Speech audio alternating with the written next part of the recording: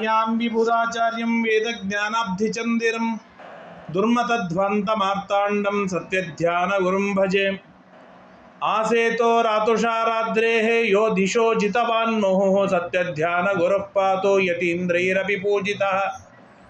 ಸತ್ಯಾಭಿಜ್ಞಕರಾಬ್ಜೋತ್ಥಾನ್ ಪಂಚಾಶದ್ವರ್ಷಪೂಜಕಾನ್ ಸತ್ಯಪ್ರಮೋದತೀರ್ಥಾರ್ಯಾನ್ ನೌಮಿನ್ಯಾಯಸುಧಾರತಾನ್. ವಿದ್ಯಾಪೀಠವಿಧಾತಾರಂ ವಿದ್ಯಾವಾರಿಧಿಚಂದಿರಂ ವಿದ್ಯಾರ್ಥಿವತ್ಸಲಂ ವಂದೇ. ಮಹಾಮಹಿಮ ಸದ್ಗುರುಂ ಆಪಾದಮೌಲಿಪರ್ಯಂತಂ ಗುರುಣಾಮಾಕೃತಿಂ ಸ್ಮರೇತ. ತೇನ ವಿಘ್ನಾಃ ಪ್ರಣಶ್ಯಂತಿ ಸಿದ್ಧ್ಯಂತಿ ಚ ಮನೋರಥಾಃ. ಶ್ರೀ ಗುರುಭ್ಯೋ ನಮಃ.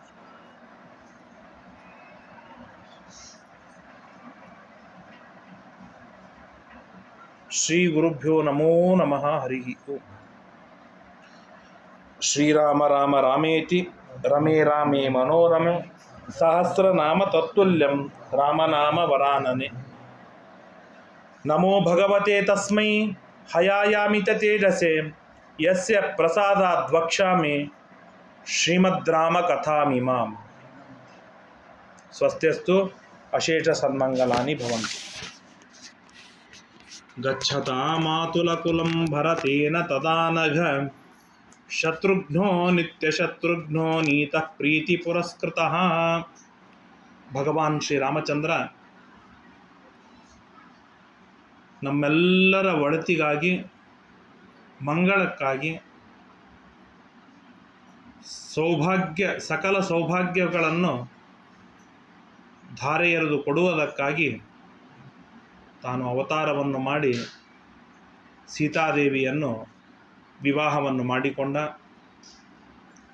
ವಿವಾಹದಲ್ಲಿ ವಸಿಷ್ಠರು ಒಂದು ಕಡೆ, ವಿಶ್ವಾಮಿತ್ರರು ಮತ್ತೊಂದು ಕಡೆ, ಇನ್ನು ಉಳಿದ ಲಕ್ಷಾವಧಿ ಯತಿಗಳು, ಋಷಿಗಳು, ಮುನಿಗಳು ಆ ವಿವಾಹದಲ್ಲಿ ಭಾಗವಹಿಸಿದ್ದಾರೆ. ಈ ತರಹದ ಕೃಷ್ಣ ರುಕ್ಮಿಣಿಯರ, ಸೀತಾರಾಮರ, ಶ್ರೀನಿವಾಸ ಪದ್ಮಾವತಿಯರ ವಿವಾಹವನ್ನು ನಿತ್ಯದೊಳಗೂ ನಾವು ಚಿಂತನೆಗೆ ಇಟ್ಟುಕೊಳ್ಳಬೇಕು. ಇವತ್ತಿನ ಘೋರವಾದ ಪ್ರಸಂಗದಲ್ಲಿ ನಮ್ಮ ಮಕ್ಕಳ, ಮೊಮ್ಮಕ್ಕಳ, ಮರಿಮಕ್ಕಳ ವಿವಾಹವಾಗೋದು ಕಷ್ಟವಾಗಿದೆ. ವಿವಾಹದಲ್ಲಿ ಸಂಸ್ಕಾರ ಸಿಗೋದು ಕಷ್ಟವಾಗಿದೆ. ಸಂಸ್ಕಾರ ಸಿಕ್ಕಲ್ಲಿ ಬ್ರಾಹ್ಮಣ, ಅತಿಥಿ, ಅಭ್ಯಾಗತರ ಅನ್ನದಾನಾದಿಗಳು ತುಂಬ ವಿರಳವಾಗಿದೆ. ಯೋಗ್ಯ ಆಚಾರ್ಯರು ಸಿಗೋದು ಕಠಿಣವಾಗಿದೆ. ಈ ಪ್ರಸಂಗದೊಳಗೆ ಎಲ್ಲ ತರಹದಿಂದ ಒಳಿತಾಗುವುದಕ್ಕಾಗಿ, ಕುಟುಂಬ ಸಮೃದ್ಧವಾಗಿ ಇರುವುದಕ್ಕಾಗಿ ಈ ಸೀತಾರಾಮರ, ಕೃಷ್ಣ ರುಕ್ಮಿಣಿಯರ, ಶ್ರೀನಿವಾಸ ಪದ್ಮಾವತಿಯರ ವಿವಾಹದ ಚಿಂತನೆಯನ್ನು ಮಾಡಿ ಸ್ವಲ್ಪ ಉತ್ಸಾಹವನ್ನು, ಆದರ್ಶವನ್ನು ತೆಗೆದುಕೊಳ್ಳಬೇಕಾದದ್ದು ಇವತ್ತು ಅನಿವಾರ್ಯವಾಗಿದೆ. ಯಾಕೆ ಈ ಮಾತು ಹೇಳ್ತಾ ಇದ್ದೇನೆ ಅಂದರೆ, ಇವತ್ತಿನ ವಿವಾಹದ ಪ್ರಸಂಗದಲ್ಲಿ ನೂರಾರು ಮಂದಿಯ ಊಟವಾಗತ್ತೆ, 10 ಲಕ್ಷಗಳ ಖರ್ಚಾಗತ್ತೆ. ಒಬ್ಬ ಯೋಗ್ಯ ಬ್ರಾಹ್ಮಣನಿಗೆ ಒಂದು ಹೊತ್ತು ಊಟವಾಗಿರುವುದಿಲ್ಲ. ಎಷ್ಟು ಖರ್ಚಾಗಿದೆ ಅಂತ ಕೇಳಿದ್ರೆ 20 ಲಕ್ಷ, 30 ಲಕ್ಷ, 50 ಲಕ್ಷ ಮದುವೆಗಾಗಿ ಖರ್ಚು ಮಾಡಿರ್ತಾರೆ. ಸರಿಯಾಗಿ ದೇವರ ಸಮಾರಾಧನೆಯ ದಿನ ದೇವರಿಗೆ ನೈವೇದ್ಯವಾಗಿರೋದಿಲ್ಲ. ಮನೆಯಲ್ಲಂತೂ ಆಗೋದು ಕಷ್ಟ. ಮಠದ ಮೇಲೆ ಹೊತ್ತು ಹಾಕಿ ಅಲ್ಲೇ ಮುಗಿಸಿ ಬಿಡೋದಾಗತ್ತೆ. ಹಾಗೆಲ್ಲ ಆಗದೇನೆ ಸಮೃದ್ಧವಾದ ಪುಣ್ಯ ಸಂಪಾದನೆ ಆಗಿರಬೇಕು. ಎಷ್ಟು ಪುಣ್ಯ ಸಂಪಾದನೆ ಆಗಿರುತ್ತೆ, ಆ ಪುಣ್ಯ ಸಂಪಾದನೆ ಯಾಕೆ ಅಂತಂದರೆ, ಹೆಣ್ಣು ಕೂಸು ಹುಟ್ಟಿದ ಕೂಡಲೇ ಡೆಪಾಸಿಟ್ ಮಾಡ್ತಾರೆ. ಮಕ್ಕಳು ಹುಟ್ಟಿದ ಕೂಡಲೇ ಡೆಪಾಸಿಟ್ ಮಾಡ್ತಾರೆ. ಯಾಕೆಂದರೆ ಅವ್ರು 20ನೇ ವರ್ಷಕ್ಕೆ, 30ನೇ ವರ್ಷಕ್ಕೆ ಅವ್ರಿಗೆ ಬರಲಿ ಅಂತ. ಹಾಗೆ ಕೂಸು ಹುಟ್ಟಿದಾಗ ಮದುವೆಯ ಪ್ರಸಂಗದಲ್ಲಿ, ಉಪನಯನದ ಪ್ರಸಂಗದೊಳಗೆ ಅವರು ಇಡೀ ಜೀವನ ಸುಖವಾಗಿ, ಸಮೃದ್ಧವಾಗಿ, ಸಾಧನೋನ್ಮುಖವಾಗಿ, ವಿಷ್ಣು ಭಕ್ತರಾಗಿ, ಗುರುಭಕ್ತರಾಗಿ, ಧರ್ಮಾನುಷ್ಠಾನ ತತ್ಪರರಾಗಿ ಇರುವುದಕ್ಕಾಗಿ ಬೇಕಾದ ಪುಣ್ಯದ ಡೆಪಾಸಿಟ್ಟು ಅವರ ಮದುವೆಯ, ಉಪನಯನದ, ಹುಟ್ಟಿದಾಗ ದಾನ ಧರ್ಮಾದಿಗಳನ್ನು ಮಾಡಿ ಕಾಲಕಾಲಕ್ಕೆ ಮಾಡಿ ಇಡುವ ಹೊಣೆಗಾರಿಕೆ ನಮ್ಮದಾಗಿದೆ. ಅದನ್ನು ತಿಳಿಸುವುದೇ ರಾಮಾಯಣ. ದಶರಥ ರಾಜನಿಗೆ ವಿವಾಹ ಮಕ್ಕಳಾಗೋದು ಕಷ್ಟವಲ್ಲ, ಅವನು ದೇವಾಂಶ ಸಂಭೂತ. ಸ್ವಯಂ ರಾಮನಿಗೆ ಯಾವ ಚಿಂತೆ ಇಲ್ಲ, ಯಾಕೆ ಲಕ್ಷಾವಧಿ ಜನರಿಗೆ ಊಟಕ್ಕೆ ಹಾಕಬೇಕು ರಾಮ ಸೀತೆಯರು. ಇವರೆಲ್ಲ ಯಾಕೆ ಹಾಕಿದ್ದಾರೆ ಅಂತಂದರೆ ಅವರಿಗೆ ಆ ಪುಣ್ಯದಿಂದ ಏನು ಉಪಯೋಗವಿಲ್ಲ. ಈ ಕಥೆಗಳನ್ನು ಕೇಳುವುದರಿಂದ ಏನು ಪುಣ್ಯ ಬರುತ್ತೆ, ಆ ಪುಣ್ಯದ ಪ್ರಭಾವದಿಂದ ನಮ್ಮ ಮದುವೆಯ ಪ್ರಸಂಗದಲ್ಲಿ ಕುಟುಂಬದೊಳಗೆ ಒಬ್ಬನಾದರೂ ಆಚಾರವಂತ ಇರಬೇಕು. ಅವನ ಬಿಡೆಯಿಂದ ಆದರೂ ಏನಂತಾರೆ, ಮನೆಯೊಳಗೆ ದೇವರ ಪೂಜೆ, ಊಟ, ನೈವೇದ್ಯಗಳು ಆಗುವಂಥ ಪ್ರಸಂಗ ಬರ್ತದೆ. ಆದ್ದರಿಂದಾಗಿ ಈ ಥರದ ಕಥೆಗಳನ್ನು ವಿಶೇಷ ಶ್ರದ್ಧೆಯಿಂದ ಚಿಂತನೆಗಾಗಿ ಇಟ್ಟುಕೊಳ್ಳುವಂಥದ್ದು. ರಾಮ ತಾನು ವಿವಾಹವನ್ನು ಮಾಡಿಕೊಂಡು ಬಂದ. 18 ವರ್ಷದ ತರುಣ, 8, 10, 12 ವರ್ಷದ ಪುಟ್ಟ ಬಾಲಕಿ ಸೀತೆ. ಆ ರಾಮ ಸೀತೆಯರ ವೈಭವದ ಜೀವನ, ದಿವಿ ದೇವವತ್ ಸುಖಂ, ಸ್ವರ್ಗದೊಳಗೆ ದೇವತೆಗಳು ಹೇಗೆ ಸುಖವನ್ನು ಅನುಭವಿಸಬೇಕೋ ಅದಕ್ಕೂ ಕೋಟಿ ಪಟ್ಟು ಹೆಚ್ಚಿನದಾದ ಸುಖವನ್ನು ಆ ದೇವರು ಅನುಭವಿಸ್ತಾರೆ. ಮನುಷ್ಯರು ನಾವು ಅನುಭವಿಸುವ ಸುಖವೇನಿದೆ ನಾವು ತಿಳಿದಿದ್ದೇವೆ, ಅದೇ ಸುಖ ಬಹಳ ದೊಡ್ಡದು ಅಂತ ತಿಳ್ಕೊಂಡಿದ್ದೇವೆ. ದೇವತೆಗಳ ವಿಷಯದಲ್ಲಿ ಅದು ಕೆಟ್ಟ ಕಚಡ. ನಾವೊಂದು ಸೇಬು ನೈವೇದ್ಯ ಮಾಡಿದೆವು, ಆ ಸೇಬುವನ್ನು ದೇವರು ಭೋಗ ಮಾಡಿದ, ನಾನು ತಿಂದದ್ದು ಏನು ಅಂತಂದ್ರೆ ಆ ಚರಟು ತಿಂದೆ ನಾನು. ಅದರೊಳಗಿರುವಂತಹ ಸಾರವೇನಿದೆ ಆ ಸಾರ ದೇವರ ರೂಪ, ಹೌದು, ಆ ರೂಪ ನನಗೆ ತಿನ್ಲಿಕ್ಕೆ ಸಿಗಲೇ ಇಲ್ಲ, ಅದನ್ನು ದೇವರು ಭೋಗ ಮಾಡಿದ. ದೇವ್ರ ನೈವೇದ್ಯ ಸ್ವೀಕಾರ ಮಾಡಿದಾನೋ ಇಲ್ಲ, ಮಾಡಿದಾನೆ. ನಾನು ಕೊಟ್ಟ ಸೇಬು ದೇವ್ರು ತಿಂದೇ ಹೋಗಿದ್ರೆ ಅವನೇನು ಸೇಬು ಮತ್ತು ಕಾಣ್ತಿದ್ದಿಲ್ಲ ನನ್ನ ಕೈಲೇ. 20 ರೂಪಾಯಿ ಸೇಬು ತಂದು ಪ್ರತಿನಿತ್ಯ ನೈವೇದ್ಯ ಮಾಡಿ ಅವನು ತಿಂದೇ ಹೋಗ್ತಿದ್ರೆ ನಾವೇನು ನೈವೇದ್ಯ ಮಾಡ್ತಿದ್ದೇವೆ? ನಿತ್ಯ 1/4 ಕಿಲೋ ಅನ್ನ ತಾನು ಉಂಡೇ ಹೋಗಿದ್ರೆ ನಾವೇನು ನೈವೇದ್ಯ ಮಾಡ್ತಿದ್ವಿ? ದೇವರ ಕಾರುಣ್ಯ ಅಂದ್ರೆ ನಾ ಹೇಳೋದು, ನಾವು ನೈವೇದ್ಯ ಮಾಡ್ತಿದ್ವಿ ಬಿಡ್ತಿದ್ವಿ ಸೆಕೆಂಡರಿ, ಆದರೆ ಅವನೇನು ಭೋಗ ಮಾಡಿದ್ನಲ್ಲ ಅದು ಕೋರಾದ ವಿಷಯ, ಸಾರವಾಗಿರ್ತಕ್ಕಂಥ ವಿಷಯವನ್ನು ತಾನು ಭೋಗವನ್ನು ಮಾಡ್ತಾನೆ. ಅಂಥದ್ರೊಳಗೆ ಅನುರೂಪಳಾದ ಸೀತೆ ಜೊತೆಗೆ ರಾಮ ಸಿಕ್ಕಿದ್ದಾನೆ ಅವರಿಗೆ. ಮೊನ್ನೆ ಯಾರೋ ಹೇಳ್ತಿದ್ರು, ಭಾರಿ ಸುಂದರವಾದದ್ದು ಹೇಳ್ತಿದ್ರು. ಯಾರಿಗೋ ವೇಟ್ ಭಾಳ ಇತ್ತು ಅಂತ, 110 ಕಿಲೋ ವೇಟ್ ಆಗಿತ್ತು. ಅವನು ಭಾಳ ಚಿಂತೆ ಮಾಡಿಕೊಂಡು ಯಾರ್ದೋ ಹತ್ರ ಒಂದು ಭಾಳ ವೇಟ್ ಆಗಿದೆ, ಏನು ಮಾಡಬೇಕು? ಅವನು ಹೇಳಿದ್ರಂತೆ, ಭೂಲೋಕದೊಳಗೆ ಯಾವುದು 100 ಕಿಲೋ ಅದ,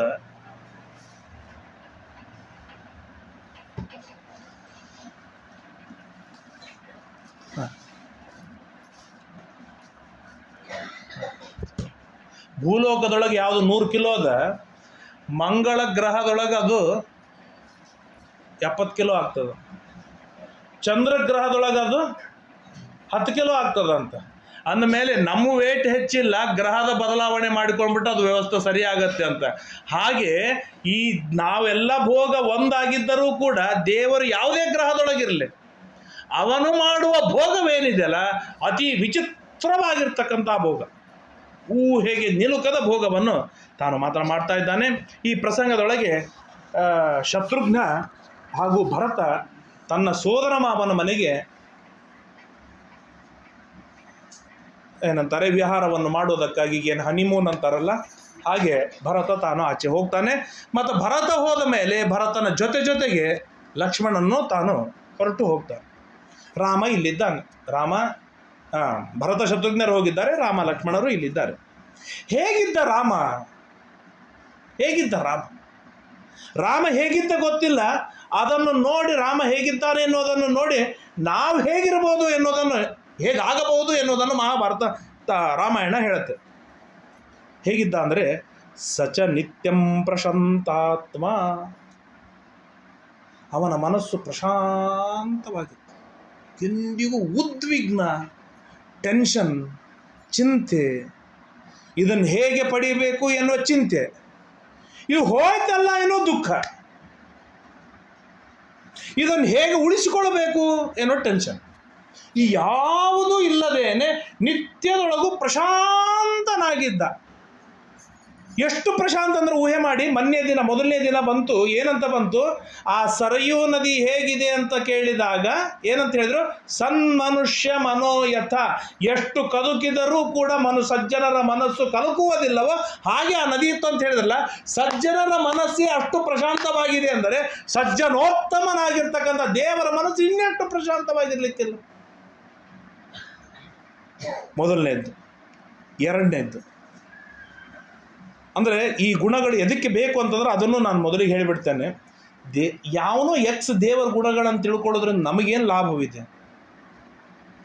ನಮಗೇನು ಲಾಭವಿದೆ ಅಂದರೆ ಭಾಗವತದಲ್ಲಿ ಒಂದು ಸುಂದರವಾದ ಮಾತು ಬರ್ತದೆ. ಸಪ್ತಮ ಸ್ಕಂದದೊಳಗೆ ಪ್ರಹ್ಲಾದರಾಜರು ಸ್ತೋತ್ರವನ್ನು ಮಾಡ್ತಾರೆ. ಏನು ಹೇಳ್ತಾರೆ ಅಂದರೆ ಅಲ್ಲಿ ಪ್ರತಿಮುಖಸ್ಯ ಯಥಾ ಮುಖಶ್ರೀಹಿ ಅಂತ ಒಂದು ವಾಕ್ಯ ಬರ್ತದೆ. ಪ್ರತಿಮುಖ ಅಂದರೆ ಕನ್ನಡಿ, ಮುಖಶ್ರೀ ಅಂದರೆ ಕನ್ನಡಿ. ಕನ್ನಡಿ ಮುಂದೆ ನಿಂತು ನಾನು ಚೆಂದಾಗಿ ಶೃಂಗಾರವನ್ನು ಮಾಡಿಕೊಂಡಾಗ ಆ ಕನ್ನಡಿಯಲ್ಲಿ ತೋರುವ ಪ್ರತಿಬಿಂಬ ಕರಿ ಇರಲಿಕ್ಕೆ ಸಾಧ್ಯನ? ನಾನು ನಗನಗುತ್ತಾ ಇರುವಾಗ ಅದು ಅಳ್ಳಿಕ್ಕೆ ಸಾಧ್ಯವ? ನಾನು ಕುಣಿತಾ ಇರುವಾಗ ಅದು ಗಟ್ಟಿಯಾಗಿ ಸ್ಟ್ಯಾಚ್ಯೂ ಆಗಿ ನಿಲ್ಲಿಕ್ಕೆ ಸಾಧ್ಯವ? ಇಲ್ಲಲ್ಲ. ಯಾಕೆ? ಬಿಂಬನಲ್ಲಿ ಆಗುವ ಎಲ್ಲವೂ ಕೂಡ ಪ್ರತಿಬಿಂಬದಲ್ಲಿ ಆಗಬೇಕು. ಹಾಗೆ ಬಿಂಬ ಯಾರು? ದೇವರ ಬಿಂಬ. ಪ್ರತಿಬಿಂಬರು ಯಾರು? ನಾವು ಪ್ರತಿಬಿಂಬ. ಅಂದಮೇಲೆ ದೇವರ ಮನಸ್ಸು ಪ್ರಶಾಂತವಾದ ಮನಸ್ಸಿದೆ ಎಂಬುದಾಗಿ ನಾವು ಚಿಂತನೆ ಮಾಡಿದರೆ ಆ ದೇವರ ಪ್ರತಿಬಿಂಬಭೂತರಾಗಿರ್ತಕ್ಕಂಥ ನಮ್ಮ ಮನಸ್ಸು ಟೆನ್ಷನ್ದಾಗ ಉದ್ವಿಗ್ನವಾಗಿರ್ಲಿಕ್ಕೆ ಸಾಧ್ಯವಾ? ಅವನ ಮನಸ್ಸು ಪ್ರಶಾಂತವಾಗಿದೆ ಎಂದು ನಾವು ತಿಳಿದಾಗಲೂ ನಮ್ಮ ಮನಸ್ಸು ಉದ್ವಿಗ್ನವಾಗಿದೆ ಅಂತಂದರೆ ಕನ್ನಡಿ ಮುಂದೆ ನಾನು ನಿಂತಾಗ ಅದು ಕುಣಿಬೇಕು, ಆಗುವುದಿಲ್ಲಲ್ವಾ? ಹಾಗೆ ನಾವು ದೇವರನ್ನು ಯಾವ ನಿಟ್ಟಿನೊಳಗೆ ಚಿಂತನೆಯನ್ನು ಮಾಡ್ತಾ ಹೋಗ್ತೇವೆ, ದೇವರು ಆ ನಿಟ್ಟಿನೊಳಗೆ ನಮ್ಮಲ್ಲಿ ಪ್ರವೇಶವನ್ನು ಮಾಡ್ತಾ ಹೋಗ್ತಾನೆ. ಇದನ್ನು ನಾವು ಇಲ್ಲೇ ಸಮಾಜದಲ್ಲಿ ಕಾಣ್ತೇವೆ. ಯಾವನೋ ಒಬ್ಬ ಆಲಸಿ ಇರ್ತಾನೆ, ಹೆಗಲ ಮೇಲೆ ಕೈ ಹಾಕಿ 4 ಜನರ ಮುಂದೆ ಎಷ್ಟು ಕೆಲಸ ಮಾಡ್ತಾನೆ ಗೊತ್ತೇನ್ರಿ ನಿಮಗೆ? ಭಾರೀ ಕೆಲಸ ಮಾಡ್ತಾನೆ ಅಂತ ಹೇಳಿದರೆ ಆ ಗುಣವನ್ನು ಉಳಿಸಿಕೊಳ್ಳುವುದಕ್ಕಾಗಿ ತನ್ನ ಶಕ್ತಿ ಮೀರಿ ಕೆಲಸ ಮಾಡ್ತಾನೆ. ಎಷ್ಟು ದಾನ ಮಾಡ್ತಾರೆ ಗೊತ್ತಾ ಅಂತ ಕೇಳಿದ್ರೆ ಸಾಲ ಮಾಡಿ ಆದರೂ ದಾನ ಮಾಡಬೇಕಾಗತ್ತೆ. ಯಾಕೆಂತಂದರೆ ದಾನ ಎನ್ನುವ ಗುಣವನ್ನು ನಾವು ಗುರುತಿಸಿದಾಗ ಅದನ್ನು ಉಳಿಸಿಕೊಳ್ಳುವುದಕ್ಕಾಗಿ ಮನುಷ್ಯ ತಾನು ಹೆಣಗಾಡುತ್ತಾನೆ. ಹೀಗಿರುವಾಗ ದೇವರು ನಮಗೆ ಉಪಕಾರವನ್ನು ಮಾಡುವುದಿಲ್ವ? ಹಾಗಾಗಿ ದೇವರ ಈ ಗುಣಗಳನ್ನು ನಾವು ಚಿಂತನೆಯನ್ನು ಮಾಡ್ತಾ ಹೋಗಬೇಕು. ಹೇಗಿದ್ದ ರಾಮ? ಪ್ರಶಾಂತಾತ್ಮ ಮೊದಲನೇದ್ದು. ಎರಡನೇದ್ದು ಮೃದುಪೂರ್ವಂ ಪ್ರಭಾಷತೆ. ಅವ್ರು ಮಾತಾಡಲಿ ಬಿಡ್ರಿ, ನಾವು ಮಾತಾಡೋಣ ಆಮೇಲೆ. ನಮ್ಮದೆಲ್ಲ ಆ್ಯಟಿಟ್ಯೂಡ್ ಹಾಗೆ ಇರ್ತದೆ. ಎಂದಿಗೂ ನಾವೇ ಹೋಗಿ ಫಸ್ಟ್ ಅಪ್ರೋಚ್ ಆಗುವುದಿಲ್ಲ. ರಾಮ ಹಾಗಿರಲಿಲ್ಲ. ಪೂರ್ವಂ ಪ್ರಭಾಷತೆ, ಮೊದಲಿಗೆ ಹೋಗಿ ಮಾತಾಡ್ತಿದ್ದ. ಅದು ಯಾರೇ ಇರಲಿ, ಮೊದಲಿಗೆ ಹೋಗಿ ಮಾತನಾಡ್ತಿದ್ದ. ಅದು ಹೇಗೆ ಅಂತಂದ್ರೆ ಬಂದ್ಯಾ ಬಾ ಮಗನೇ ಅಂತ ಹೇಳಿ ವಕ್ರ ಮಾತಲ್ಲ, ಮೃದು. ಎಷ್ಟು ಚೆಂದಾಗಿ ಹೇಳ್ತಾರೆ, ಮೃದು ಪೂರ್ವಂ ಪ್ರಭಾಷತೆ. ಮೊದಲಿಗೆ ಮಾತನಾಡ್ತಿದ್ದ, ಅತ್ಯಂತ ಸುಖವಾಗಿ ಆನಂದಭರಿತವಾಗಿ ಮಾತನಾಡ್ತಿದ್ದ. ಹಾಗಾದ್ರೆ ರಾಮನ ಜೊತೆ ಮಾತಾಡಬೇಕಪ್ಪ ಅಂತ ಅನಿಸ್ತಿತ್ತು ಎಲ್ಲರಿಗೂ. ಇವ್ರು ಏನು ಭಾಳ ಕೊಂಕು ಮಾತಾಡ್ತಾರೆ, ಬೇಡವೇ ಬೇಡ ಅವ್ರ ಹತ್ರ ಹೋಗೋದು ಅಂತ ರಾಮನ ಬಗ್ಗೆ ಒಬ್ಬರಿಗೆ ಅನಿಸಿರಲಿಲ್ಲ. ಯಾಕೆ? ಮೃದುಪೂರ್ವಂ ಪ್ರಭಾಷತೆ.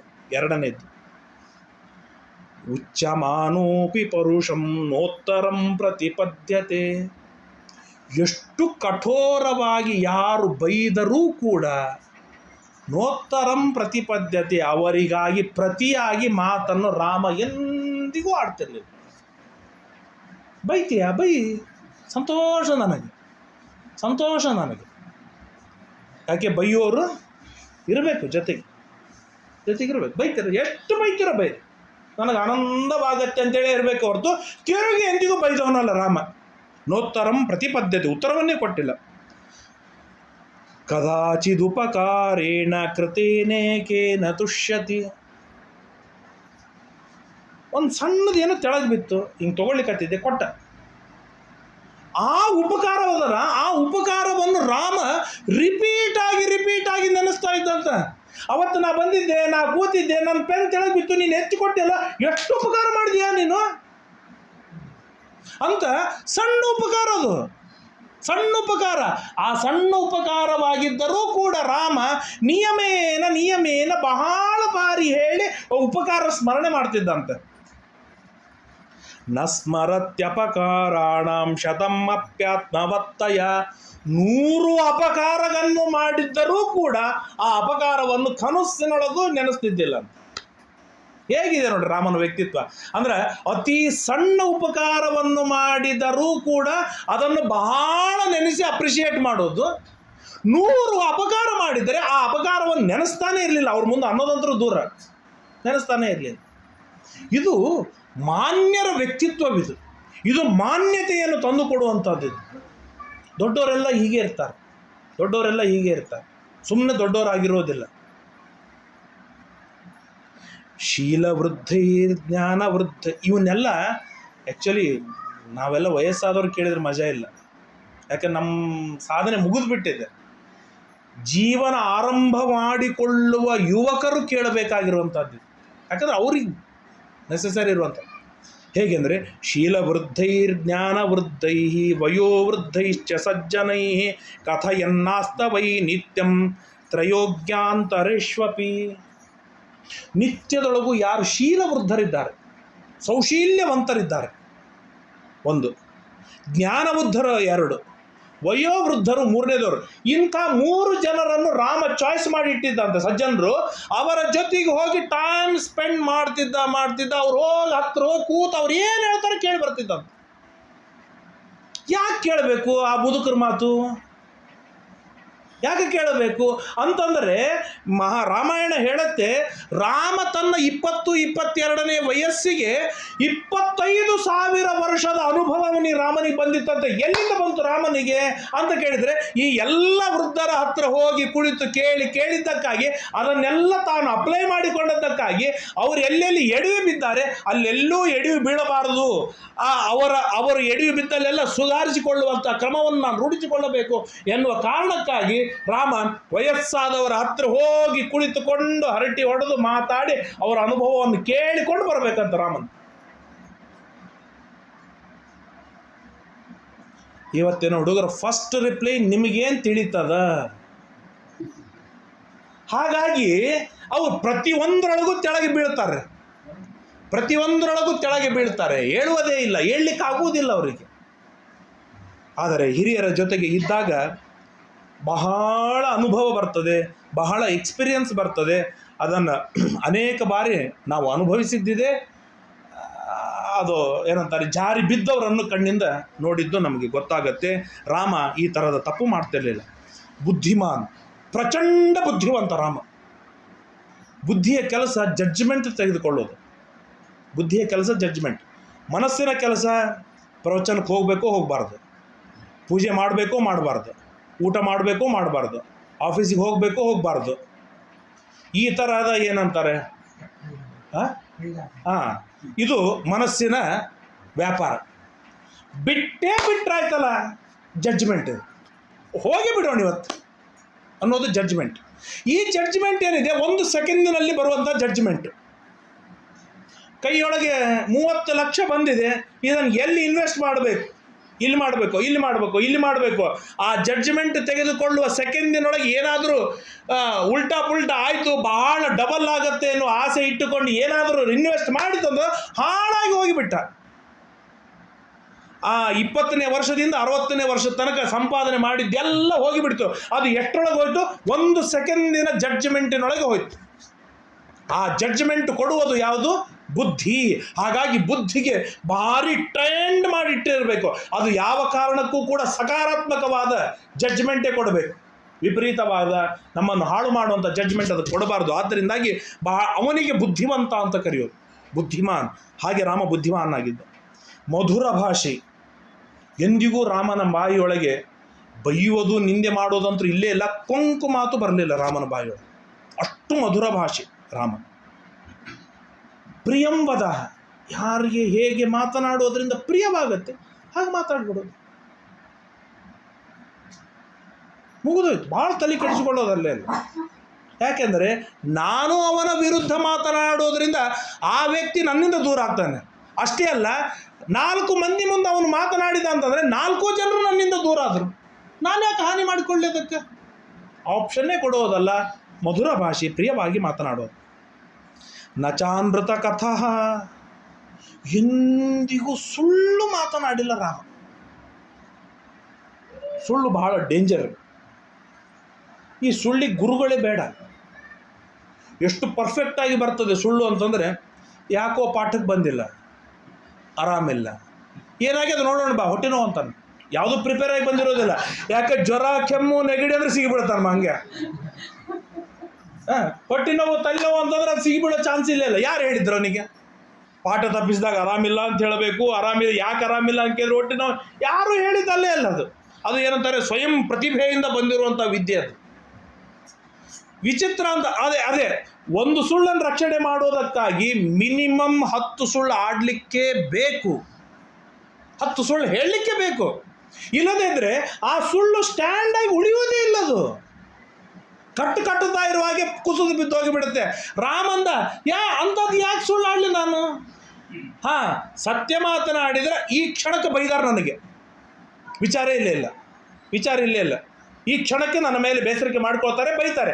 ಆದರೆ ಅವನು 1 ನಿಮಿಷ ಶಾಂತವಾಗಿ ವಿಚಾರ ಮಾಡಿದರೆ, ಇವ್ರು ಹೇಳಿದ್ದು ಸತ್ಯ ಅದ, ನಾನು ಬೈದಿದ್ದು ತಪ್ಪಾಯ್ತು, ಆಯ್ತು, ಇನ್ನು ಮುಂದಿನ ಬಾರಿ ಆದರೂ ಬೈಬಾರ್ದು ಅಂತ ಡಿಸೈಡ್ ಮಾಡ್ಕೋತಾನೆ, ನನ್ನ ಫಾಲೋ ಆಗ್ತಾನೆ.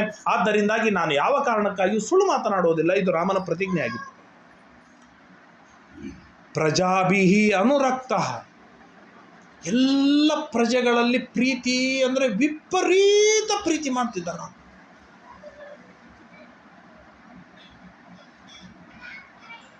ಜಿತಕ್ರೋಧ, ಸಿಟ್ಟು ಗೆದ್ದುಬಿಟ್ಟಿದ್ದ. ನಾನು ನಿನ್ನೆ ಹೇಳಿದೆ, ಸಿಟ್ಟು ಗೆಲ್ಲುವುದು ಅಂತಂದರೆ ನನಗೆ ವಿಪರೀತ ಕಾರಣಗಳು ಎದುರಿಗೆ ಬಂದಾಗ ಸಿಟ್ಟು ಮಾಡಿಕೊಳ್ಳದಿದ್ದರೆ ಸಿಟ್ಟು ಗೆದ್ದ ಹಾಗೆ.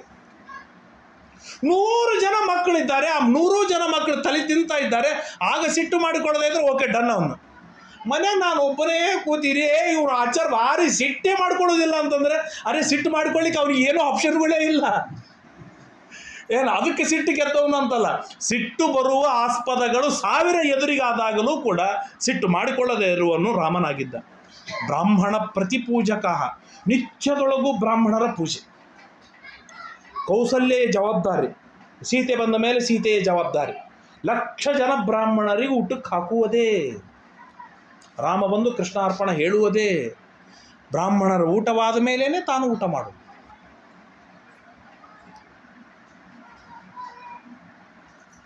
ಈ ಎಲ್ಲ ಬಿಟ್ಟು ಹೋಗಿದೆ. ನೈವೇದ್ಯ ವೈಶ್ವದೇವದವರೆಗೆ ನಿಂತಿದೆ. ವೈಶ್ವದೇವವಾದ ಮೇಲೆ ಬಲಿಹರಣ ಮಾಡ್ತಾರೆ. ಕೆಲವರು ಆಚಾರ್ಯಗಳು ಮಾಡೋದು ನೋಡಿರಬೇಕು, ಅಥವಾ ನೀವು ಯಾರಾದರೂ ಮನೆಯಲ್ಲಿ ಮಾಡ್ತಿರ್ಬೋದು. ಬಲಿಹರಣ ಮಾಡಿದ ಮೇಲೆ ಬಾಗಿಲಿಗೆ ಹೋಗಿ ಅರ್ಧ ಗಂಟೆ ಕಾಯಬೇಕು, ಯಾರಾದರೂ ಅತಿಥಿಗಳು ಬರ್ತಾರಾ ಇವತ್ತು ಅಂತ. ಮೊದಲಿಗೆ ಹಾಗಿತ್ತು, ಬರೋರು ಬರ್ತಿದ್ರು. ಇವತ್ತು ನಮಗೆ ಫುಲ್ ಕಾನ್ಫಿಡೆಂಟ್, ಯಾವ ನನ್ನ ಮಗನೂ ನನ್ನ ಮನೆಗೆ ಬರೋದಿಲ್ಲ. ಯಾಕೆ ಅಂತಂದರೆ ನಾನು ಹಂಗೆ ಕೇಳದೆ ಯಾರ ಮನೆಗೂ ಹೋಗೋದಿಲ್ಲ.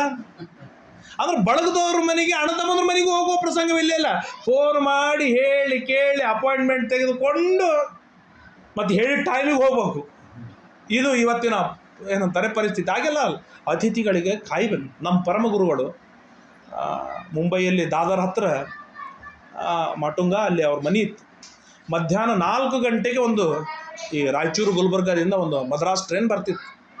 ಸೊ 4 ಗಂಟೆವರೆಗೂ ಆ ಟ್ರೈನ್ ಬರುವವರೆಗೂ ಕಾಯ್ದು, ಸೊ ಆಯ್ತು ಇನ್ಯಾರೂ ಬ್ರಾಹ್ಮಣರು ಬರೋದಿಲ್ಲ ಅಂತ ಆದಮೇಲೆ ಕೊನೆಗೆ ಊಟ ಮಾಡುವವರು. ಯಾಕೆಂತಂದರೆ ಅತಿಥಿ ಬಂದ ಮನೆ ನಾ ಊಟ ಮಾಡಿ ಕೂತೀನಿ, ಮನ್ಯಾಗ ಅನ್ನ ಇಲ್ಲ ಅಂತಂದ್ರೆ ಹಾನಿ ಯಾರಿಗೆ? ನನಗೆ 3 ಗಂಟೆ ಊಟ ತಡ ಮಾಡಿದ್ದಷ್ಟೇ ಹಾನಿ. ಆದರೆ ಅತಿಥಿ ನಿರಾಶನಾಗಿ ಭಗ್ನಾಶನಾಗಿ ಹೋದರೆ ನನ್ನ ಕುಟುಂಬಕ್ಕೆ ಹಾನಿ ಆಗತ್ತೆ. ಈ ಹಾನಿ ಮಾಡುವುದಕ್ಕೆ ನಾನು ಆಸ್ಪದ ಕೊಡುವುದಿಲ್ಲ. ಇದು ರಾಮನದೊಂದು ಗಟ್ಟಿಯಾದ ಪ್ರತಿಜ್ಞೆ ಆಯಿತು. ದೀನಾನುಕಂಪಿ. ನಾನು ನನ್ನ ಸ್ಟೇಟಸ್ ಮೇಂಟೈನ್ ಮಾಡೋದಕ್ಕಾಗಿ ನನ್ನ ಸ್ಟೇಟಸ್ಸಿನವ್ರ ಜೊತೆಗೆ ನಾನು ಮಾತನಾಡ್ತೇನೆ. ರಾಮ ಹಾಗಿರಲಿಲ್ಲ. ಯಾರು ದೀನರಿದ್ದಾರೆ ಅವರ ಜೊತೆಗೂ ಮಾತನಾಡ್ತಿದ್ದಾರೆ. ದೀನಾನುಕಂಪಿ.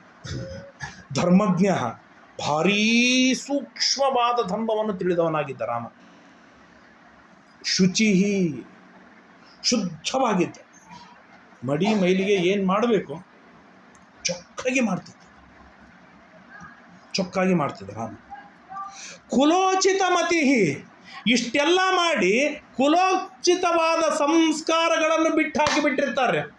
ಕುಲದೇವತಾ ಪೂಜೆ, ಕುಲದೇವಿಯ ಪೂಜೆ ಏನಂತಾರೆ, ಅವು ಮನೆಯಲ್ಲಿ ಆಗೋದೇ ಇಲ್ಲ. ಈ ಮಾಘ ಮಾಸ ಹುಣ್ಣಿಮೆ ಇತ್ಯಾದಿಯಾಗಿ ಕುಲಧರ್ಮಗಳೇನಿರ್ತದೆ, ವೆಂಕಟೇಶ ನವರಾತ್ರಿ, ಪಾಂಡುರಂಗ ನವರಾತ್ರಿ ಇತ್ಯಾದಿ ಏನು ಕುಲಧರ್ಮಗಳಿರ್ತದೆ, ಆ ಕುಲಧರ್ಮವನ್ನು ಸ್ವಯಂ ಜಗದೊಡೆಯನಾಗಿರ್ತಕ್ಕಂಥ ರಾಮ ತಾನು ಮಾಡ್ತಿದ್ದ. ಕುಲೋಚಿತವಾಗಿರ್ತಕ್ಕಂಥ ಧರ್ಮಗಳನ್ನು ಸ್ವಧರ್ಮಂ ಬಹುಮನ್ಯತೆ, ತನ್ನ ಧರ್ಮ ಇದು ಬಹಳ ಶ್ರೇಷ್ಠವಾದದ್ದು, ನನಗೆ ಅಲ್ಟಿಮೇಟ್ ಆಗಿ ನನಗೆ ಸುಖವನ್ನು ಕೊಡೋದು ನನ್ನ ಧರ್ಮವೇ ಅಂತ ಗಟ್ಟಿಯಾಗಿ ನಂಬಿದವನಾಗಿದ್ದ ರಾಮ. ಬಹಳಷ್ಟು ಗುಣಗಳನ್ನು ಹೇಳ್ತಾರೆ. ರಾಮಾಯಣ ಕಥೆ ಗೊತ್ತು, ಅದು ಸಂಕ್ಷೇಪವಾದರೂ ನಡೀತದೆ. ಆದರೆ ಗುಣಗಳನ್ನು ತಿಳಿದುಕೊಳ್ಳುವುದಕ್ಕಾಗಿ ನಾನು ಗುಣಗಳ ಬಗ್ಗೆ ಹೆಚ್ಚು ಕಾನ್ಸಂಟ್ರೇಷನ್ ಮಾಡ್ತಾ ಇದ್ದೇನೆ. ಅರೋಗ, ಎಂದಿಗೂ ರೋಗಿಯಾಗಿ ಬೀಳಲಿಲ್ಲ ರಾಮ. ಮಾತೆತ್ತಿದ್ರೆ ತಲೆನೋ. ಅದು ರೋಗ ಹೀಗಿರ್ತದೆ ಅಂತಂದರೆ, ನಾಡದ್ದು ನೆಗಡಿ ಬರ್ತದೆ ಅಂತಂದ್ರೆ ಇವತ್ತು ದೇವ್ರ ಪೂಜೆ ಬಿಟ್ಟಿರ್ತಾನೆ. ಅಂದ್ರೆ ಆ ರೋಗಕ್ಕೂ ಏನಂತಾರೆ, ಧರ್ಮಗಳಿಗಿರೋ ಅಟ್ಯಾಚ್ಮೆಂಟ್ ಅದು. ಇವತ್ತು ಜ್ವರ ಬಂದಾಗ ಇವತ್ತು ಬಿಡೋದಲ್ಲ, ನಾಡದ್ದು ಬರ್ತದ ಅನ್ನೋ ಫೀಲ್ ಏನಾದರೂ ಮನಸ್ಸಿಗೆ ಬಂತಂದ್ರೆ ಮುಗಿತದೆ, ಇವತ್ತಿಗೆ ಅದು ಕೃಷ್ಣಾರ್ಪಣವಾಗಿರುತ್ತೆ. ಹಾಗಾಗಿ ರಾಮ ಎಂದಿಗೂ ಅರೋಗ, ಎಂದಿಗೂ ರೋಗಿ ಆಗಲಿಲ್ಲ ರಾಮ. ತರುಣ, ಆ್ಯಕ್ಟಿವ್ ಅಂತಂದ್ರೆ ಹೈಪರ್ ಆ್ಯಕ್ಟಿವ್, ನಿರಂತರವಾಗಿ ಕ್ರಿಯಾಶೀಲತೆ ರಾಮನಲ್ಲಿ ಇತ್ತು. 16 ವರ್ಷದ ಯುವಕ ಹೇಗಿದ್ದ ಹಾಗೆ ತನ್ನ 13,000ನೇ ವರ್ಷಕ್ಕೂ ಕೂಡ ಹಾಗೇ ಇದ್ದ ರಾಮ. ಬದುಕಿದ್ದು 13,000 ವರ್ಷ. ಹಾಗಾಗಿ ಅಲ್ಲಿಯವರೆಗೂ ಹಾಗೇ ಇದ್ದ ರಾಮ. ವಾಗ್ಮಿ, ಮಾತಾಡ್ತಿದ್ದ ರಾಮ. ಯಾವ ಶಬ್ದದ ಮೇಲೆ ಎಷ್ಟು ಭಾರ ಹಾಕಬೇಕು, ಯಾರ ಮುಂದೆ ಎಷ್ಟು ಮಾತನಾಡಬೇಕು, ಏನು ಮಾತನಾಡೋದ್ರಿಂದ ಎಷ್ಟು ಕಾರ್ಯವಾಗತ್ತೆ, ಎಷ್ಟು ಸ್ವಲ್ಪ ಮಾತನಾಡೋದ್ರಿಂದ ಕಾರ್ಯವಾಗಲಿಕ್ಕೆ ಸಾಧ್ಯವಿದೆ. ಕೆಲವರು ಇರ್ತಾರೆ, ಬಾರೋ ಅಪ್ಪಣ್ಣ ಬಾ ಇಲ್ಲಿ, ಎಷ್ಟು ಚಂದಿದ್ದಿ, ಎಷ್ಟು ದಿವಸ ಆಯ್ತು ನೀನು ನೋಡ್ಲಾರ್ದ, ಏನು ಕತಿ, ಎಷ್ಟು ಮುದ್ದಿದ್ದಾನು ಗೊತ್ತೇನ್ರಿ, ಎಷ್ಟು ಕೆಲಸ ಮಾಡ್ತಾನೆ ಗೊತ್ತೇನ್ರಿ, ಪ್ಲೀಸ್ ಹೋಗಿ ಒಂದು ವಾಟಕ್ಕೆ ನೀರು ತೊಗೊಂಬರಲ್ಲ. ಯಾಕೆ ಇಷ್ಟು ಮಾತು ಬೇಕು? ವಾಟಕ್ಕೆ ನೀರು ತೊಗೊಂಬಂದ್ರೆ ತರ್ತಾನೆ. ನೀರು ತೊಗೊಂಬಂತ ಹೇಳೋದು ಬೇಕಾಗಿಲ್ಲ, ಕೈ ಸೊನ್ನೆ ಮಾಡಿದ್ರೆ ತೊಗೊಂಬರ್ತಾನೆ. ಯಾಕೆ ವಿನಾಕಾರಣ ಮಾತನಾಡಬೇಕು? ಎಷ್ಟು ಮಾತನಾಡುವುದರಿಂದ ಕಾರ್ಯ ಸಿದ್ಧಿಯಾಗತ್ತೆ ಅಷ್ಟು ಮಾತನಾಡೋದು ಅಷ್ಟೇ. ವಿನಾಕಾರಣ ಫಾಲ್ತು ಹರಟಿ ಇಲ್ಲವೇ ಇಲ್ಲ ರಾಮನ ಹತ್ರ. ವಾಗ್ಮಿ, ವಪುಷ್ಮಾನ್, ಶುದ್ಧವಾದ ಶರೀರ ಇಟ್ಟುಕೊಂಡಿದ್ದ, ಹೊಲಸು ಎಲ್ಲೂ ಇಲ್ಲೇ, ಪರಿಶುದ್ಧ ರಾಮ. ವಪುಷ್ಮಾನ್, ದೇಶಕಾಲವಿತ, ದೇಶಕಾಲಗಳ ಜ್ಞಾನ ಸ್ಪಷ್ಟವಾಗಿ ರಾಮನಿಗಿತ್ತು. ಇವತ್ತು ನಾವು ಬ್ಯಾಸಿಗೆ ಬಂದರೂ ಬೈತೀವಿ, ಮಳೆ ಬಂದರೂ ಬೈತೀವಿ, ಚಳಿ ಬಂದರೂ ಬೈತೀವಿ. ಎಷ್ಟು ಚಳಿ ಆಯಿತು ಅಂತೀವಿ, ಎಷ್ಟು ಮಳೆ ಆಯ್ತು ಅಂತೀವಿ, ಎಷ್ಟು ಬ್ಯಾಸಿಗೆ. ಇನ್ನೇನು ಕೊಡಬೇಕು ದೇವರಿಗೆ 3 ಬಿಟ್ಟು? ಯಾರು ದೇಶಕಾಲಗಳ ಸರಿಯಾದ ಜ್ಞಾನ ಇಟ್ಟುಕೊಂಡಿದ್ದಾನೆ ಅವನು ಪ್ರಕೃತಿಗೆ ಬೈಬೇಕಾದ ಪ್ರಸಂಗವೇ ಬರುವುದಿಲ್ಲ. ಆದ್ದರಿಂದಾಗಿ ರಾಮ ದೇಶಕಾಲ ತತ್ವಜ್ಞಾನಿಯಾಗಿದ್ದ. ವೃದ್ಧೈರಭಿವಿನೀತಶ್ಚ ದ್ವಿಜೈರ್ಧರ್ಮಾರ್ಥದರ್ಶಿಭಿ ದೃಢಭಕ್ತಿ ಸ್ಥಿರಪ್ರಜ್ಞ ನಾಸದ್ಗ್ರಾಹಿ ನ ದುರ್ವಚ. ದೃಢಭಕ್ತಿ, ಅತ್ಯಂತ ದೃಢವಾದ ಭಕ್ತಿ ಇತ್ತು. ಸ್ಥಿರಪ್ರಜ್ಞ, ಅವನ ಜ್ಞಾನವೇನಿದೆ ಚಂಚಲವಲ್ಲ. ಇವತ್ತಿಗೆ ದೇವರು ಸರ್ವೋತ್ತಮ ಅಂದೆ, ನಾಳೆಗೆ ಏನಂತಾರೆ ರಾಮಾಯ ಸ್ವಸ್ತಿ ರಾವಣಾಯ ಸ್ವಸ್ತಿ. ಈ ಸಾಯಿಬಾಬಾನೂ ಬೇಕು, ರಾಯರು ಬೇಕು, ನಮಗೆಲ್ಲ ಗುರುಗಳು ಬೇಕ್ರಿ ನಮ್ಗೆ. ಹಂಗೆಲ್ಲ ಅಲ್ಲ, ಒಂದು ಚಾಯ್ಸ್ ಮಾಡಿಕೊಂಡ ಮೇಲೆ ಅದರಲ್ಲಿ ಗಟ್ಟಿಯಾಗಿ ನಂಬಿದವನಾಗಿದ್ದ ರಾಮ. ನಿಸ್ತಂದ್ರೀಹಿ, ಆಲಸ್ಯ ಅಲ್ಲ ರಾಮ. ತಂದ್ರ ಅಂದ್ರೆ ಆಲಸ್ಯ, ಒಟ್ಟಿಗೆ ಆಲಸ್ಯ ಇರಲಿಲ್ಲ. ಮನುಷ್ಯ ನಮ್ಮನ್ನೆಲ್ಲ ಹಾಳು ಮಾಡೋದೇ ಆಲಸ್ಯ. 10 ನಿಮಿಷ ಮೊದಲಿಗೆ ಎದ್ದರೆ ಸಂಧ್ಯಾ ವಂದನ, ದೇವರ ಪೂಜೆ ಎಲ್ಲ ಮುಗಿದು ಆಫೀಸಿಗೆ ಹೋಗಿ ನಮ್ಮ ಕೆಲಸ ನಾವು ಮುಗಿಸ್ಬೋದು. 10 ನಿಮಿಷ ಯಾಕೆ ಮೊದಲಿಗೆ ಹೇಳ್ಬೇಕು ಅಂತ ಯಾವನಂತಾನೆ ಅವನು ಸ್ಕೂಲಿಗೆ ಡೈರೆಕ್ಟ್ ಹೋಗ್ತಾನೆ ಹೊರತು ಆ ಹುಡುಗ ಸಂಧ್ಯಾ ವಂದನ ಮಾಡೋದಿಲ್ಲ.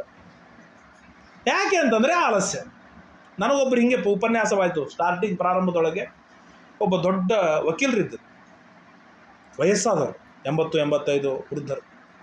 ಅವ್ರು ಬಂದು ಪ್ರವಚನ ಮುಗಿದ ಮೇಲೆ, ಗೋಪಾಲ ಉಪನ್ಯಾಸ ಭಾಳ ಚಲೋ ಆಯ್ತಪ್ಪ. ಆಯ್ತು ರೀ, ನೀವು ದೊಡ್ಡವ್ರು ಹೇಳಿದ್ರಿ ಅಂದಮೇಲೆ ನಾನು ನಿನ್ನ ಮುಂದೆ ಚಲೋನೇ ಆಗ್ತದೆ. ಈಗ ಹೆಂಗಾಗ್ಯದ ಮುಂದಂತೂ ಚಲೋ ಆಗ್ತದೆ ರೀ ಅಂತ. ಅಲ್ಲ, ನಾ ಒಂದು 2 ಪ್ರಶ್ನೆ ಕೇಳ್ಬೇಕಂತ ಮಾಡೀನಿ ನನಗೆ ಅಂತ. ಅವಶ್ಯವಾಗಿ ಕೇಳ್ರಲ್ಲ, ಅದಕ್ಕೇನಾಯ್ತು? ಊಟ ಮಾಡ್ಲಿಕ್ಕೆ ಬರ್ತದಿಲ್ಲ ಅಂತ ಕೇಳಿದೆ. ಹಿಂಗೆ ನಗು ಬಂತು ನನಗೂ. 80 ವರ್ಷ ಆಗ್ಯದ, ಮರು ಹಿಡ್ದದ ಅಂತೇಳು. ಫಸ್ಟ್ ಕ್ಲಾಸ್ ಊಟ ಮಾಡ್ತೀನಿ ರೀ ಅಂತ. ಆಮೇಲೆ ನಿದ್ದೆ ಮಾಡ್ಲಿಕ್ಕೆ ಬರ್ತದಿಲ್ಲ ಅಂತ ಕೇಳಿದೆ. ಭರ್ಪೂರ್ ನಿದ್ದೆ ಮಾಡ್ತೀನಿ ರೀ ಅಂತ. 8-10 ತಾಸು. ನೀವು ಎಷ್ಟು ಅಂತೀರ ಅಷ್ಟು. ದಶಮಿ ರಾತ್ರಿ ಮಲದ್ರೆ ಏಕಾದಶಿ ಮಧ್ಯಾಹ್ನ ತನಕ ಬೇಕಾದ್ರೆ ನಾನು ಮನೆಗೆ ಹೇಳ್ತೇನಂತ, ಜೋರ್ದಾರ್ ನಿದ್ದೆ ಮಾಡ್ತೇನಂತ. ಆಯ್ತು, ನೀನು ಎಷ್ಟಾದರೂ ಊಟ ಮಾಡು, ಎಷ್ಟೇ ನಿದ್ದೆ ಮಾಡು, ನನಗೆ ಅದರಲ್ಲಿ ಪ್ರಶ್ನೆ ಇಲ್ಲ. ಈ ಖರೆ ಪ್ರಶ್ನೆ ಕೇಳ್ತೀನಿ ಅಂದ್ರೆ ಏನ್ರಿಪ್ಪ ಅಂತಂದೆ. ಊಟ ಆದ ಕೂಡಲೇ ಏನು ಮಾಡ್ತೀವಿ ಹೇಳು ಅಂದ್ರೆ. ಊಟ ಆದ ಕೂಡಲೇ ಏನು ಮಾಡ್ತೀವಿ? ಒಂದು ಅರ್ಧ ಗಂಟೆ ಮಲಗ್ತೀನಿ ಅಂತಂದೆ. ಹುಚ್ಚ ಊಟ ಮಾಡೋದು ಯಾಕೆ ಅಂತಂದರೆ ಹೆಬ್ಬಾವು ತಿಂದು ಬೀಳ್ಲಿಕ್ಕೆ ಊಟ ಯಾಕೆ ಮಾಡಬೇಕು? ಊಟ ಯಾಕೆ ಮಾಡಬೇಕು ಅಂತಂದರೆ ಮುಂದೆ ಮಾಡಬೇಕಾದ ಕಾರ್ಯಗಳಿಗೆ ಭಾರಿ ಶಕ್ತಿ ಹುಮ್ಮಸ್ಸು ಬಂದು ಕ್ರಿಯಾಶೀಲನಾಗೋದಕ್ಕಾಗಿ ಊಟ ಮಾಡಬೇಕು. ನೀ ಮಲಗುತ್ತಿದ್ರೆ ನಿಂಗೆ ಊಟ ಮಾಡ್ಲಿಕ್ಕೆ ಬರುವುದಿಲ್ಲ. ಆಯ್ತು ರೀ, ಮುಂದೇನು ಅಂತಂದು ನಿದ್ದೆ ಎದ್ದು ಕೊಳ್ಳೆ ಏನು ಮಾಡ್ತೀವಿ ಅಂತ ಕೇಳಿದ್ರು. ಒಂದು 10 ನಿಮಿಷ ಆ ಕಡೆಗೆ ಈ ಕಡೆಗೆ ಒಳ್ಳಾಡಿ ಹೇಳ್ತೇನೆ ರೀ. ಹಂಗಂದ್ರೆ ನಿಂಗೆ ನಿದ್ದೆನೂ ಮಾಡ್ಲಿಕ್ಕೆ ಬರೋದು. 15 ತಾಸು ಮಲಗ್ತೀನಿ ಅಂತೆಲ್ಲ, 15 ತಾಸು ಮಲಗಿದ್ರು ನಿನ್ನ ನಿದ್ದೆಯೊಳಗೆ ಎಕ್ಸ್ಪರ್ಟ್ ಅಲ್ಲ ಅಂದ. ಯಾಕೆ ನಿದ್ರೆ ಯಾಕೆ ಮಾಡ್ತಾರೆ ಅಂತಂದರೆ ಎದ್ದು ಕೂಡಲೇ ಅವ್ನು ಫ್ರೆಶ್ ಆಗಿ ಬಿಡಬೇಕು. ಈಗ ಜಸ್ಟ್ ನಾನು ಅನುಭವಿಸಿದ್ದೆ ಹೇಳ್ತೇನೆ. ಈಗ ನಾನು ಧಾರವಾಡದಿಂದ ಬರಲಿಕ್ಕೆ 5:30 ಆಗಿತ್ತು. ಅದರೊಳಗೆ ಅಲ್ಲಿಂದ ನಡ್ಕೋತ ಬಂದೆ. ನಡ್ಕೋತ ಬಂದೆ ಫ್ರೆಶ್ ಆದೆ, ಏನೇನೋ ಆಯಿತು. ಅಷ್ಟರ 6 ಆಗೇ ಬಿಡ್ತು. 6 ಆಯಿತು. ಹಿಂಗೆ ಸುಮ್ಮ ಬೆನ್ನು ಹಚ್ಚಿದೆ. ಸರಿಯಾಗಿ 2:15 ನಿಮಿಷ ನಿದ್ದೆ ಆಯಿತು. ಇಷ್ಟು ಫ್ರೆಶ್ ಆಯಿತು ಅಂತಂದರೆ 8 ಗಂಟೆ ನಿದ್ರೆ ಆದಷ್ಟು ಫ್ರೆಶ್ ಆಯಿತು. ಆ ಮಾತು ಈಗ ಅನ್ನಿಸ್ತದೆ. ಹಾಗಾದರೆ ನಿದ್ದೆ ಮಾಡೋದಾದರೆ ಹೀಗೆ ಮಾಡಬೇಕು. ಅತಿ ಸ್ವಲ್ಪ ಸಮಯ ನಿದ್ದೆ ಆದರೂ ಎದ್ದುಕೊಳ್ಳೆ ಅವನು ಫುಲ್ ಫ್ರೆಶ್ ಅಪ್ ಆಗಿರಬೇಕು. ಹಾಗೆ ರಾಮ ಇದ್ದ. ಆಲಸ್ಯ ಅಂತನ್ನುವುದು ರಾಮನಲ್ಲಿ ಇಲ್ಲೇ ಇಲ್ಲ. ಅರ್ಥಧರ್ಮೋಚ ಸಂಗೃಹ್ಯ ಸುಖತಂತ್ರೋಚ ಚಾಲ ಸಹ. ದೊಡ್ಡದಾಗಿರ್ತಕ್ಕಂಥ ಮಾತು. ಕೆಲವರು ಏನು ಮಾಡ್ತಾರೆ, ಹಣ ಗಳಿಸುವುದಕ್ಕೆ ಕಾನ್ಸಂಟ್ರೇಟ್ ಮಾಡಿ ಸುಖ ಕಳೆದುಕೊಂಡ್ಬಿಡ್ತಾರೆ. ಇವತ್ತಿನ ಹುಡುಗರು ಲಕ್ಷ ಸಂಪಾದನೆಯನ್ನು ಮಾಡ್ತಾರೆ. ಸುಖ ಅನುಭವಿಸುವುದಕ್ಕೆ 1 ಸೆಕೆಂಡು ಸಮಯವಿರುವುದಿಲ್ಲ ಅವರಲ್ಲಿ. ಸುಖ ಅನುಭವಿಸುವುದಕ್ಕೆ 1 ಸೆಕೆಂಡ್ ಸಮಯವಿರೋದಿಲ್ಲ. ಯಾಕೆ? ಬೆಳಿಗ್ಗೆ 6-7ಕ್ಕೆ ಎದ್ದು ದೊಡ್ಡ ಊರಿನೊಳಗೆ ಆಫೀಸಿಗೆ ಹೋದಂದ್ರೆ ರಾತ್ರಿ 10ಕ್ಕೆ ಬರ್ತಾನೆ. ಈ ಹೆಂಡತಿ ಜೊತೆ ಕೂತು ಮಾತಾಡ್ಲಿಕ್ಕೆ ಆಗೋದಿಲ್ಲ. ಮುಂಬೈದೊಳಗೆ ಅಂತಾರೆ ಸಂಡೇ ಪಪ್ಪ ಅಂತ. ಯಾಕಂದ್ರೆ ಅವನು ಹಬ್ಬ ಸಿಗೋದು ಸಂಡೇನೆ. ಮಕ್ಕಳು ಹೇಳೋದ್ರಾಗೆ ಹೋಗಿರ್ತಾನೆ, ಮಲಗಿದ ಮೇಲೆ ಬರ್ತಾನೆ ಅವನು. ರಾಮ ಹಾಗಿರಲಿಲ್ಲ. ಅರ್ಥಧರ್ಮವು ಹಣ ಗಳಿಸುವುದರೊಳಗೆ ಧರ್ಮ ಬಿಡಲಿಲ್ಲ. ಇನ್ನು ನಮ್ಮಂಥವ್ರು ಹುಚ್ಚು ಧರ್ಮ ಅನ್ಕೋತ ಸಾಯ್ತದೆ. ಈ ಕಡೆ ಹಣ ಗಳಿಸೋದೇ ಇಲ್ಲ. ರಾಮ ಧರ್ಮನೂ ಮಾಡ್ತಿದ್ದ, ಹಣವನ್ನೂ ಸಂಪಾದನೆ ಮಾಡ್ತಿದ್ದ, ಹಣ ಸಂಪಾದನೆಯನ್ನು ಮಾಡ್ತಿದ್ದ, ಧರ್ಮವನ್ನು ಮಾಡ್ತಿದ್ದ. ಇದರ ನಡುವೆ ಇನ್ನೊಂದು ಮಾತನ್ನು ಹೇಳ್ತಾರೆ. ಏನಂತೆ? ಸುಖತಂತ್ರ. ಸುಖವನ್ನು ಅನುಭವಿಸುವುದಕ್ಕೆ ಸಮಯ ಕೊಡ್ತಿದ್ದ ರಾಮ. ಸುಖ ಅನುಭವಿಸುವುದಕ್ಕಾಗಿ ಟೈಮ್ ಕೊಡ್ತಿದ್ದ. ಅದು ಎಲ್ಲಿಂದ ಟೈಮ್ ಸಿಗೋದು ಅಂತಂದರೆ, ನಾವೆಲ್ಲ ಏನು ಭಾವಿಸಿದ್ದೇವೆ ಅಂತಂದ್ರೆ ಸುಖ ಹೊರಗಿನ ವಸ್ತುಗಳಿಂದಲೇ ನಮಗೆ ಸುಖ ಬರುತ್ತೆ ಅಂತ ಭಾವಿಸಿಕೊಂಡು ಹೊರಗಿನ ವಸ್ತುಗಳನ್ನು ತರುವುದಕ್ಕಾಗಿ ಒಂದು 50-60 ಲಕ್ಷ ಲೋನ್ ಮಾಡ್ಕೊಂಡು ಕೂತಿರ್ತಾನೆ. ಯಾಕೆ? ಹೊರಗಿನ ವಸ್ತು ತರಲಿಕ್ಕಾಗೋದಿಲ್ಲ. ಯಾವ ತರ್ತಾನೆ ಎಲ್ಲದಕ್ಕೂ ಲೋನ್ ಅಲ್ಲ ಈಗ. ರಾಮ ಹಾಗೆಲ್ಲಲ್ಲ. ಸುಖ ಒಳಗಿದೆ. ಆತ್ಮಾರಾಮ ಸುಖ ಒಳಗಿದೆ. ಅವನು ಚಟ್ನಿ ಭಕ್ರಿ ಇರಲಿ, ಬಾಸ್ಮತಿ ಅಕ್ಕಿ ಇರಲಿ, ಬಂಗಾರದ ತಟ್ಟಿ ಇರಲಿ, ವಿಶ್ವಾಮಿತ್ರ ಜೊತೆಗೆ ಹೋದಾಗ ಏನಂತಾರೆ, ಒಣ ಎಲೆ ಇರಲಿ, ಏನಿದ್ರೂ ಕೂಡ ನಾನು ಸುಖವನ್ನು ಅನುಭವಿಸ್ತೇನೆ ಮುಗಿದೋಯ್ತು ರಾಮ. ಹಾಗಾಗಿ ಅರ್ಥಧರ್ಮಗಳ ಸಂಪಾದನೆಗಳಲ್ಲೂ ಮೈನಸ್ ಆಗಲಿಲ್ಲ. ಅವುಗಳಲ್ಲಿ ಸಿಕ್ಕು ಬಿದ್ದು ಸುಖವನ್ನು ಕಳೆದುಕೊಳ್ಳಲಿಲ್ಲ. ಸುಖವನ್ನೇ ಅನುಭವಿಸ್ತಾ ಅರ್ಥಧರ್ಮಗಳನ್ನು ಬಿಟ್ಟು ಹಾಕಲಿಲ್ಲ. ಈ ಬ್ಯಾಲೆನ್ಸ್ ಮೇಂಟೈನ್ ಏನಿದೆ, ಇದು ರಾಮನಿಂದ ಆದರ್ಶವಾಗಿ ಪಡೆಯಬಹುದಾಗಿರ್ತಕ್ಕಂಥ ಗುಣವಿದೆ. ಸಾಕಷ್ಟು ಮಾತುಗಳನ್ನು ಇಲ್ಲಿ ಹೇಳ್ತಾರೆ. ಬುದ್ಧಿಯ ಬೃಹಸ್ಪತಿ ಸ್ತುಲ್ಯ ವೀರ್ಯೇ ಚಾಪಿ ಶಚೀಪತಿ. ಬುದ್ಧಿಯಿಂದ ಬೃಹಸ್ಪತಿಗೆ ಸಮನಾಗಿದ್ದ, ಪರಾಕ್ರಮದೊಳಗೆ ಇಂದ್ರನಿಗಿಂತಲೂ ಮುಪ್ಪಟ್ಟಾದ ಹೆಚ್ಚಿನ ಬಲವುಳ್ಳವನಾಗಿದ್ದ ಇತ್ಯಾದಿಯಾದ ಅನೇಕ ಮಾತುಗಳನ್ನು ಹೇಳ್ತಾರೆ. ಏತೈಸ್ತು ಬಹುಬಿರ್ಯುಕ್ತಂ ಗುಣೈರನುಪಮೈಸ್ಸುತಂ. ಈ ತರಹದ ಅನಂತ ಅನಂತ ಅನಂತ ಅನಂತ ಗುಣಗಳಿಗೆ ಒಡೆಯನಾಗಿದ್ದ ರಾಮ. ಇಂತಹ ರಾಮನನ್ನು ನೋಡಿದಾಗ ಯಾರಿಗೆ ತಾನೇ ಮನಸ್ಸು ಬರುವುದಿಲ್ಲ? ದಶರಥ ತಾನು ವಿಚಾರವನ್ನು ಮಾಡಿದ. ಹಾಗಾದರೆ ಈ ರಾಮನಿಗೆ ನಾನು ಯೌವ ರಾಜ್ಯ ಪದವಿಯನ್ನು ಕೊಡಬಾರದೆ ಯಾಕೆ, ಜವಾಬ್ದಾರಿಯನ್ನು ಕೊಡಬಾರದೆ ಯಾಕೆ ಅಂತ ವಿಚಾರ ಮಾಡಿದ. ಯಾಕೆ ಅಂತಂದರೆ ಜವಾಬ್ದಾರಿಗಳನ್ನು ಕೊಡಬೇಕು ಅಂತಂದರೆ ಅವನು ಬುದ್ಧಿವಂತನಾಗಿರಬೇಕು. ಸುಮ್ಮನೆ ಯಾವುದೋ ಒಬ್ಬ ವ್ಯಕ್ತಿಗೆ ಜವಾಬ್ದಾರಿಯನ್ನು ಕೊಟ್ಟು ಕೂತ್ರೆ ಅವನು ರಾಜ್ಯವನ್ನು ಹಾಳು ಮಾಡಿದ, ತಾನೂ ಹಾಳಾದ, ಎಲ್ಲ ಉಪಯೋಗವೇನು ಅವನಿಗೆ ಕೊಟ್ಟು. ವಿಚಾರ ಮಾಡಿದ ರಾಮನಲ್ಲಿ ಏನು ಗುಣವಿದೆ. ಹೀಗೆಲ್ಲ ಗುಣಗಳಿವೆ ಅಂತಂದರೆ ಇವನು ಅಧಿಕಾರ ವಹಿಸಲಿಕ್ಕೆ ಯೋಗ್ಯನಾಗಿದ್ದಾನೆ, ಹಾಗಾದರೆ ಇವನಿಗೆ ಕೊಟ್ಟೋದಕ್ಕೆ ಅಡ್ಡಿ ಇಲ್ಲ ಅಂತ ವಿಚಾರವನ್ನು ಮಾಡಿ, ಇತ್ತಂ ವಿಶ್ವೇಶ್ವರೇಸ್ಮಿನ್ ನಿಖಿಲ ಜಗದಮವಸ್ಥಾಪ್ಯ ಸೀತಾ ಸಹಾಯೇ ಭೂಮಿಷ್ಠೆ ಸರ್ವಲೋಕಾಸ್ತುತುಷುರನು ದಿನಂ ವೃದ್ಧ ಭಕ್ತ್ಯಾ ನಿತಾಂತಂ.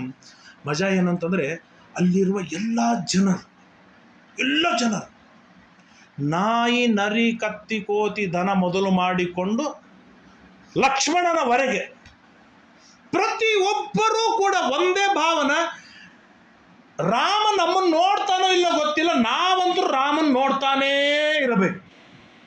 ಸಂಕಟ ಅವರಿಗೆ, ರಾಮ ಕಂಡಿಲ್ಲ, ರಾಮ ಕಾಣಿಸಿಲ್ಲ ಅಂತ ಚಿಂತೆ ಅವರಿಗೆ. ರಾಮನ್ ನೋಡಿದಪ್ಪ ಮುಗೀತು, ಇವತ್ತಿನ ಜನ ಸುಖವಾಗಿ ಕಳೀತಾರೆ. ಅಷ್ಟು ರಾಮನ ಮೇಲೆ ಪ್ರೀತಿ. ರಾಮೋ ರಾಮೋ ರಾಮೋ ರಾಮೋ ರಾಮ ಇತಿ ಅಖಂಡವಾಗಿ ಪ್ರತಿಯೊಬ್ಬರ ಬಾಯಿಯಲ್ಲಿ ರಾಮ ರಾಮ ರಾಮ ರಾಮ ರಾಮ. ರಾಮಾಯಣ ಕೇಳುವ ನಮಗೇನೆ ಮೈ ಮರೆಯುವ ಪ್ರಸಂಗವಿರುವಾಗ ಈ ಎದುರಿಗೆ ರಾಮನಿದ್ದಾಗ, ರಾಮನಿದ್ದಾಗ ನಾ ಹೇಳ್ತೇನೆ, ಅಯೋಧ್ಯೆಗೆ ಹೋಗಿ ಬನ್ನಿ. ಸುಮ್ಮನೆ ಮತ್ತೆ ಈ ಟೀಮ್ ಜೊತೆಗೆ ಹೋದ್ರೆ ಉಪಯೋಗವಿಲ್ಲ. ಅವು ಬೆಳಿಗ್ಗೆ ಹೋಗ್ತಾರ ಅಂತಾರೆ, ದಾರ ಹೇಳ್ಕೊಂಡು ಹೋಗಿ ಕೊನೆ ಬಸ್ಸಿಗೆ ಕೂಡಿಸಿ ಹೊತ್ತಾಕೊಂಡು ಹೋಗಿಬಿಡ್ತಾರೆ. ಹಂಗೆಲ್ಲ ಉಪಯೋಗ. ಒಂದು 3 ದಿನ 4 ದಿನ ಇದ್ದು ಎಂಜಾಯ್ ಮಾಡಬೇಕು. ಏನು ರಾಮನಲ್ಲಿ ಭಕ್ತಿ. ಊಹೆ ಮಾಡ್ಲಿಕ್ಕೆ ಸಾಧ್ಯವಿಲ್ಲ.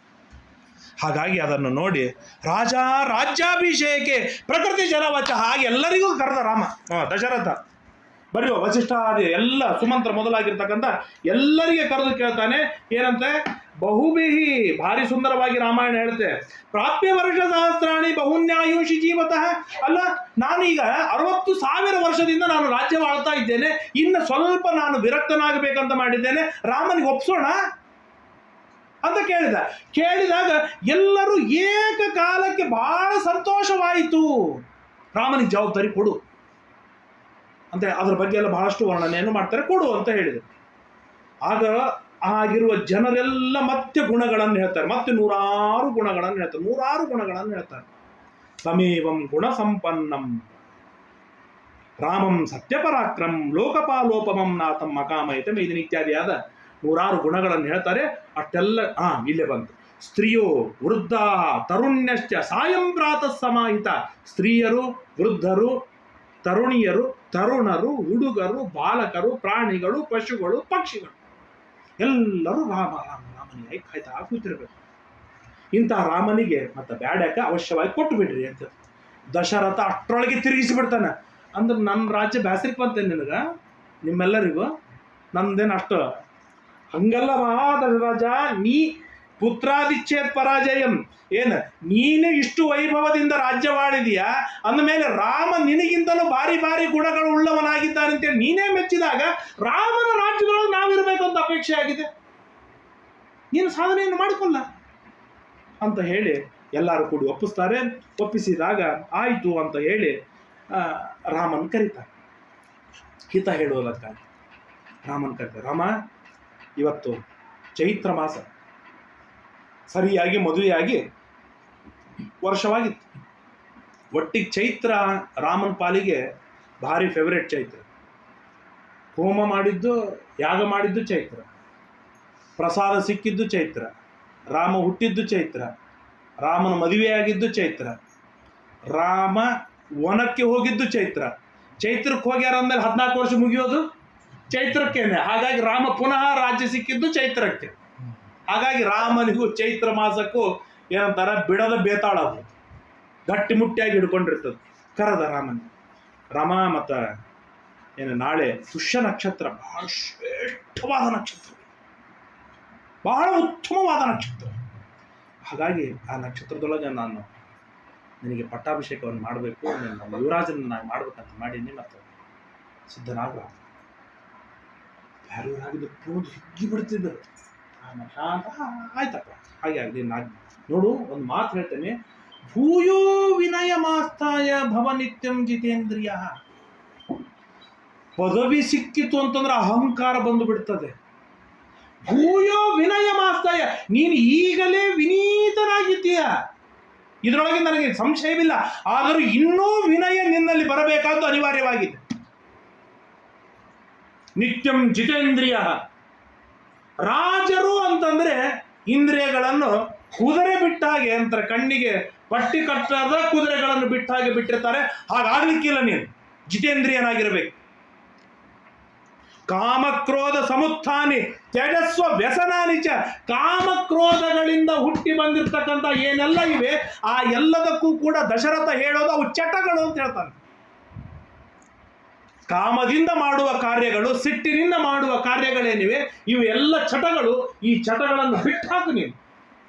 ರಾಮನಿಗೆ ಬ್ಯಾರೆಯವರಾಗಿದ್ರು ನೀನ್ಯಾರ ನನಗೆ ಹೇಳೋನು ಅಂತಿದ್ದರು.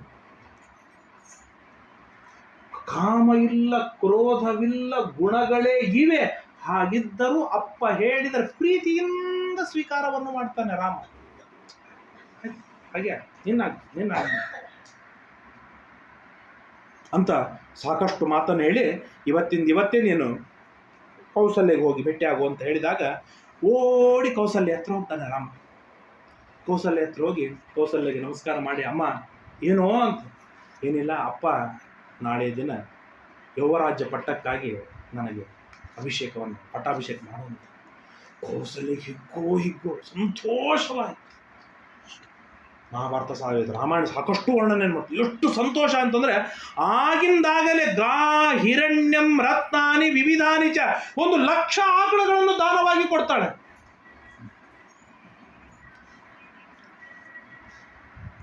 ಇವತ್ತಿನ ಹೆಣ್ಣು ಸಂಪಾದನೆಯನ್ನು ಮಾಡಿ ತನ್ನದೇ ಆದ ದುಡ್ಡು ಇಟ್ಟುಕೊಂಡಿರ್ತಾಳೆ. ಹಾಗಾಗಿ ಇವತ್ತಿನ ಹೆಣ್ಣು ದಾನ ಮಾಡಿದ್ರೆ ಬಹಳ ಆಶ್ಚರ್ಯವಿಲ್ಲ.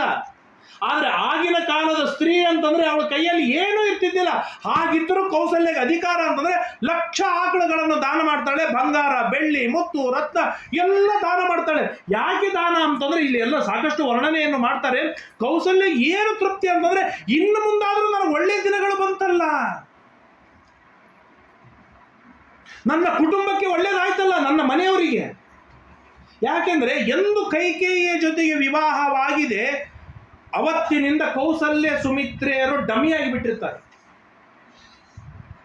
ಯಾಕೆ ಡಮ್ಮಿ? ಎಂದಿಗೂ ಎರಡನೇ ಹೆಂಡತಿ ಪ್ರೀತಿಯ ಪುತ್ಥಳಿನೇ. ಆಸೆ ಪಟ್ಟೆ ಪ್ರೀತಿ ಮಾಡಿಯೇ ಎರಡನೇದು ಮದುವೆ ಮಾಡಿಕೊಂಡಿರ್ತಾನೆ. ಮೊದಲನೇದು ಅರೇಂಜೇ ಆಗಿರ್ತದೆ, ಅರೇಂಜ್ ಮ್ಯಾರೇಜ್, ಅದು ಅಷ್ಟಕ್ಕಷ್ಟೇ. ಇದು ಆಗಲ್ಲ, ನಾನು ಜಾಸ್ತಿ ಅಲ್ಲ. ಕೌಸಲ್ಯ ಹಣೆ ಬಾರ ಹೀಗಾಯ್ತು, ಕುಂತಿಯ ಹಣೆ ಬಾರನೂ ಹೀಗೆ ಆಯ್ತು. ಯಾವಾಗ ಮಾದ್ರಿ ಬಂದಳು, ಕುಂತ್ರಿ ಪಟ್ಟದ ಅರಸಿ ಮಹಾರಾಣಿ. ಆದರೆ ಎಲ್ಲಾ ವೈಭವಗಳು ಕೂಡ ಮಾದ್ರಿಗೆ ಸಂಬಂಧಪಟ್ಟದ್ದು. ಹಾಗೇನೆ ಸುಮಿತ್ರೆ ಕೈಕೇಯರು ಪಟ್ಟದ ಅರಸಿಯರು ದೂರ ಆದರು. ಎಲ್ಲವೂ ಕೈಕೇಯಿದೆ ದಬ್ಬಾಳಿಕೆ, ಭಾರಿ ದಬ್ಬಾಳಿಕೆ ಕೈಕೇಯಿದು. ಆಗ ಅವಳು ವಿಚಾರವನ್ನು ಮಾಡ್ತಾಳೆ, ಹಾಗಾದ್ರೆ ರಾಮನಿಗೆ ಪಟ್ಟ ನನ್ನ ಮಗನಿಗೆ ಯುವರಾಜ ಅಂತಂದ್ರೆ ನನಗೂ ನನ್ನ ಮನೆಯವರಿಗೂ. ಹೆಣ್ಣಿನ ಅಪೇಕ್ಷೆನೇ ಅದು. ನನಗೆ ಎಷ್ಟು ಗೌರವ ಸಿಗತ್ತೋ ಬಿಡುತ್ತೋ ಗೊತ್ತಿಲ್ಲ, ನನ್ನ ಮನೆಯವರಿಗೆ ಗೌರವ ಸಿಗಬೇಕು ಎನ್ನುವುದೇ ಹೆಂಡತಿಯ ಅಪೇಕ್ಷೆ, ಬೇರೆ ಇನ್ನೇನಿರೋದಿಲ್ಲ. ಅದು ಸಿಕ್ಕಿರೋದಿಲ್ಲ ಕೈಕೇಯಿಯ ದಬ್ಬಾಳಿಕೆಯೊಳಗೆ. ಈಗ ತಾನು ತನ್ನ ಮನಸ್ಸಿನಿಂದ ಹೊರಗೆ ಹಾಕ್ತಾಳೆ, ಹಾಗಾದ್ರೆ ರಾಮನಿಗೆ ಪಟ್ಟ ಸಿಕ್ಕಿತ್ತು ಅಂತಂದ್ರೆ ನನ್ನ ಮನೆಯವರು ಕೂಡ ಸ್ವಲ್ಪ ಸುಖವನ್ನು ಕಾಣಬಹುದೇನೋ ಅಂತ ಹೇಳಿ ಬಹಳ ಸಂತೋಷ ಪಡ್ತಾಳೆ. ಸಂತೋಷಪಟ್ಟು ಅಮ್ಮನಿಗೆ ಹೇಳ್ತಾಳೆ, ಅಮ್ಮ ನನಗಿನ್ನೂ ಸಾಕಷ್ಟು ಕೆಲಸಗಳಿವೆ, ಮತ್ತು ಮುಂದೆ ಏನೇನು ಕಾರ್ಯಗಳನ್ನು ಮಾಡಬೇಕು ನೀನೇ ಹೇಳಬೇಕು, ನನಗೆ ಹಿರಿಯಣ್ಣ ಏನೇನು ಬೇಕು ಹೇಳು ಅಂಬ. ಮಿತ್ರ ನಿಯುಕ್ತೋಸ್ಮಿ ಪ್ರಜಾಪಾಲನ ಕರ್ಮಣಿ ಭವಿತಾ ಶೋಭಿಷೇಕೋ ಮೇ ಯಥಾ ಮೇ ಶಾಸನಂಪಿತು. ನನ್ನ ಅಪ್ಪನ ಆಜ್ಞೆಯಾಗಿದೆ, ನಾಳೆಯಲ್ಲಿನವೇ ಪಟ್ಟಾಭಿಷೇಕವಿದೆ. ಹಾಗಾಗಿ ಏನೇನು ಯೋಗ್ಯವಾದದ್ದಿದೆ ನನ್ನಿಂದ ಮಾಡಿಸು. ವೈದೇಹಿ ಅಪಿ, ಸಣ್ಣ ಹುಡುಗಿದ್ದಾಳೆ ವೈದೇಹಿ ಸೀತಾದೇವಿ, ಅವಳಿಂದ ಮಾಡಿಸ್ಬೇಕಮ್ಮ ನೀನು ಅಂತ ರಾಮ ತಾನು ಇಷ್ಟು ಹೇಳಿದ. ಲಕ್ಷ್ಮಣ ಮಯ ಸಾರ್ಧಂ ಪ್ರಸಾದ್. ಅಷ್ಟರ ಪಕ್ಕದಲ್ಲೇ ಲಕ್ಷ್ಮಣ ನಿಂತಿದ್ದ. ರಾಮನಿಗೂ ಖುಷಿ, ರಾಮನಿಗೂ ಭಾರಿ ಖುಷಿ. ಲಕ್ಷ್ಮಣ, ಮತ್ತೆ ನೀನು ನನ್ನ ಜೊತೆಗೆ ಏನಂತ ರಾಜ್ಯ ಆಳ್ಬೇಕಾ, ನನಗೆ ಬೆನ್ನಾಗಿ ನಿಲ್ಬೇಕು ನಿನ್ನ ಅಂತ ಹೇಳಿ ಉತ್ಸಾಹದಿಂದ ರಾಮ ತಾನು ಲಕ್ಷ್ಮಣನಿಗೆ ಇಷ್ಟೆಲ್ಲ ಹೇಳ್ತಾನೆ. ಹೇಳಿದ ಮೇಲೆ ಸಂದಿಶ್ಯ ರಾಮಂ ನೃಪತಿ, ರಾಮನಿಗೆ ಕೊಟ್ಟು ಕಳಿಸಿ ವಸಿಷ್ಠರನ್ನು ಕರೆದ. ದಶರಥ ಮಹಾರಾಜ ವಸಿಷ್ಠರಿಗೆ ಕರೆದ. ವಸಿಷ್ಠರಿಗೆ ಏನು ಸಂತೋಷ ಅಂತಂದರೆ, ತಮ್ಮ ಮನೆಯಲ್ಲಿ ರಥವನ್ನು ಏರಿ ಆ ರಾಜ್ಯದ ಒಳಗೇನೆ ರಥ ಓಡಿಸಿಕೊಂಡು ಬರ್ತಾರೆ. ಯಾಕೆ? ರಾಮನ ಪಟ್ಟಾಭಿಷೇಕ ನಾನು ಗಡಿಬಿಡಿ ಮಾಡಬೇಕು, ನಾನು ಆಲಸ್ಯ ಮಾಡಿದ್ರೆ ನಡೆಯೋದಿಲ್ಲ ಅಂತೇಳಿ ಒಳಗೇನೆ ದಶರಥನ ಮನೆಯವರೆಗೆ ರಥ ಓಡಿಸಿಕೊಂಡು ಬರ್ತಾರೆ. ಮೇಲಿಂದ ಒಳಗೆ ಬರ್ತಾರೆ. ಒಳಗೆ ಬಂದು ನೋಡ್ತಾರೆ ವಸಿಷ್ಠರೇ, ಮತ್ತು ಅವನ ಬಾಯಿಯೊಳಗಿನ ಮಾತು ಬಂದ್ಬಿಡ್ತು, ಭರತ ಇಲ್ಲ, ಹಾಗಾಗಿ ನಾಳೆಯ ದಿನವೇ ಪಟ್ಟಾಭಿಷೇಕ ಮಾಡಿಬಿಡು. ಅಂದರೆ ಊಹೆ ಮಾಡಿದ್ದವನು, ಈ ಭರತನಿಂದ ನನಗೆ ಮುಳ್ಳಾಗತ್ತೆ. ಯಾಕೆ ಅಂತಂದರೆ ಅಂದ್ರೆ ತಾನು ಎಷ್ಟು ಕೈಕೇಯಿಗೆ ವಶನಾಗಿದ್ದಾನೆ ಅಷ್ಟು ತನ್ನ ತಿಳುವಳಿಕೆ ಕಳ್ಕೊಂಡಿದ್ದಿಲ್ಲ. ನಾನು ಕೈಕೇಯಿಗೆ ವಶನಾಗಿದ್ದೇನೆ ನಿಜ, ಆದರೆ ಯಾರಿಗೆ ವಶನಾಗಿರ್ತಾನೆ, ಯಾರು ತನ್ನ ವಶದೊಳಗೆ ಇಟ್ಟುಕೊಂಡಿರ್ತಾರೆ, ಹೇಗೆ ಬೇಕೋ ಹಾಗೆ ಕುಡಿಸ್ಲಿಕ್ಕೆ ಪ್ರಯತ್ನವನ್ನು ಪಡ್ತಾರೆ. ಹಾಗಾಗಿ ಈ ಕೈಕೇಯಿ ನನ್ನನ್ನು ಬಿಡೋದಿಲ್ಲ. ಆದ್ದರಿಂದ ಯೋಗ್ಯವಾದ ಸಮಯವೇನಿದೆ, ಭರತ ಇಲ್ಲ, ನಾಳೆಯ ದಿನವೇ ಸರಿಯಾದ ದಿನ, ಹಾಗಾಗಿ ಪಟ್ಟಾಭಿಷೇಕವನ್ನು ಮಾಡಿಬಿಡೋಣ ಅಂತ ಹೇಳಿ ನಾನು ವಿಚಾರವನ್ನು ಮಾಡಿದ್ದೇನೆ. ಸ್ವಾಮಿ, ನೀವೆಲ್ಲ ಏನಂತೀರ? ನಾಳಿಂದ ನಾಳೆ ಎಲ್ಲವನ್ನು ಸಿದ್ಧ ಮಾಡಿ ಅಂತ ಹೇಳಿದ. ಅದರದ್ದೆಲ್ಲ ಪಟ್ಟಾಭಿಷೇಕದ ಕಾರ್ಯಗಳೆಲ್ಲವೂ ಕೂಡ ಸಿದ್ಧವಾಗ್ತಾ ಇದೆ. ಎಲ್ಲ ರಾತ್ರಿನೇ, ಎಲ್ಲ ಕೆಲಸ ರಾತ್ರಿ, ನಾಳೆ ಬೆಳಿಗ್ಗೆ ಅಂದರೆ ಬೆಳಿಗ್ಗೆ ಆಗಿಬಿಡ್ಬೇಕು ಅಷ್ಟೆ.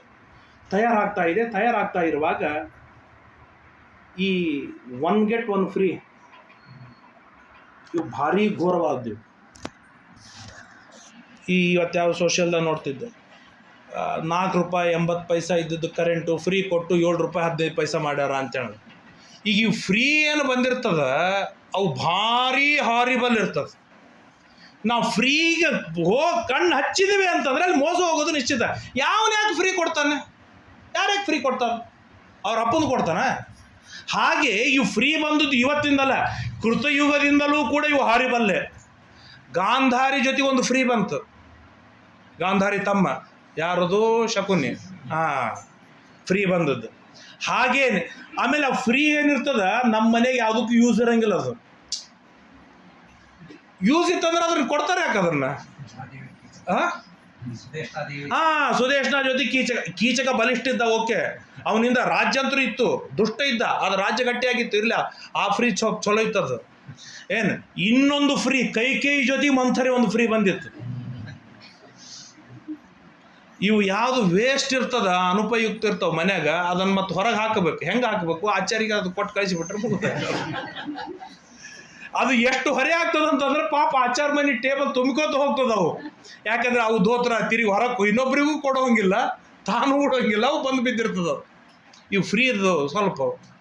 ಆ ಮಂಥರೆ ಕೆಟ್ಟು ನೀಚ ಮಂಥರೆ.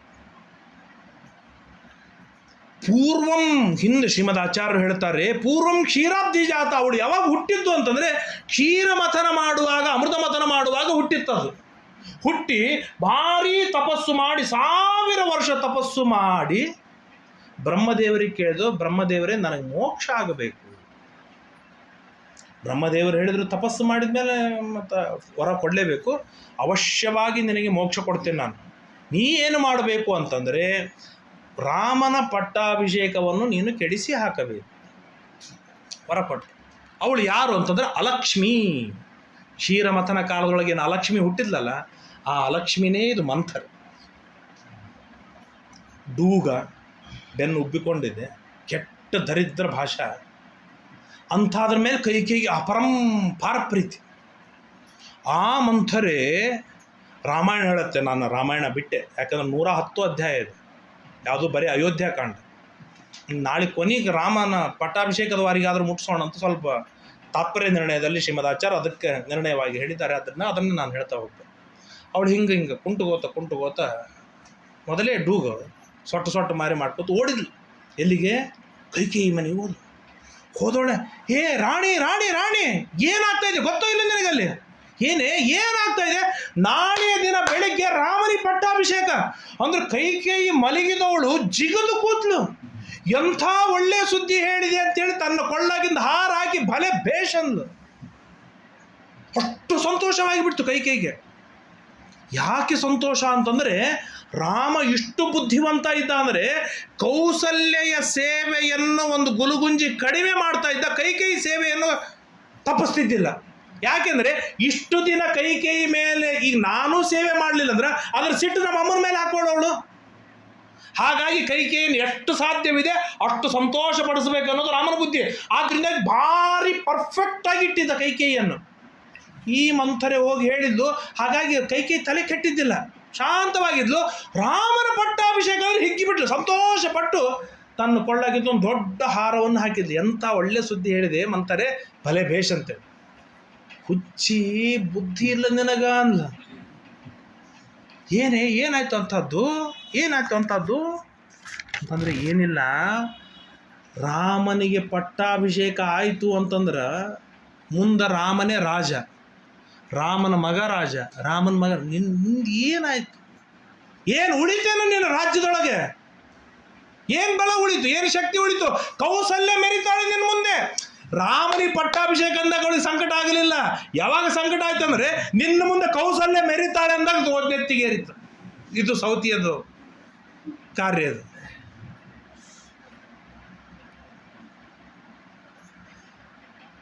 ಕೈ ಹಿಡಿದು ಕೂಡಿಸ್ತಾಳೆ ಕೈಕೇಯಿಯನ್ನು. ಹೊಂಟಿರ್ತಾಳೆ ರಾಮನಿಗೆ ಅಭಿನಂದನೆ ಮಾಡಲಿಕ್ಕೆ, ಕೈ ಹಿಡಿದು ಕೂಡಿಸ್ತಾಳೆ. ಹುಚ್ಚಿ, ಹಂಗೆಲ್ಲ ಮಾಡಬೇಡ, ಭರತನಿಗೆ ಪಟ್ಟಾಭಿಷೇಕ ಆಗಬೇಕು. ಯಾರ್ಯಾಕೆ ಮಾಡ್ತಾರೆ ಭರತನಿಗೆ ಪಟ್ಟಾಭಿಷೇಕ? ಚಾನ್ಸೇ ಇಲ್ಲ. ಯಾಕೆ ಅಂತಂದರೆ ಯುವರಾಜನಾಗೋದು ಮೊದಲನೇದವನೇ, ಭರತ ಮೂರನೇದವನು. ಅವನಿಗೆ ಆಪ್ಷನ್ನೇ ಇಲ್ಲ ಭರತನಿಗೆ ಪಟ್ಟಾಭಿಷೇಕ ಆಗಲಿಕ್ಕೆ. ಹಾಗಾಗಿ ಸಾಧ್ಯನೇ ಇಲ್ಲ, ಬೇಡ ಅಂತ. ಹಂಗಲ್ಲ, ನಾ ಹೇಳ್ತೀನಿ ಕೇಳಿ, ಎಲ್ಲ ಉಪಾಯ ನನ್ನ ಹತ್ರವ. ಇವು LIC ಬಂದಿರ್ತಾರೆ, ಮತ್ತು ಇಲ್ಲಿ ಯಾರು ಇಲ್ಲಲ್ರಿ.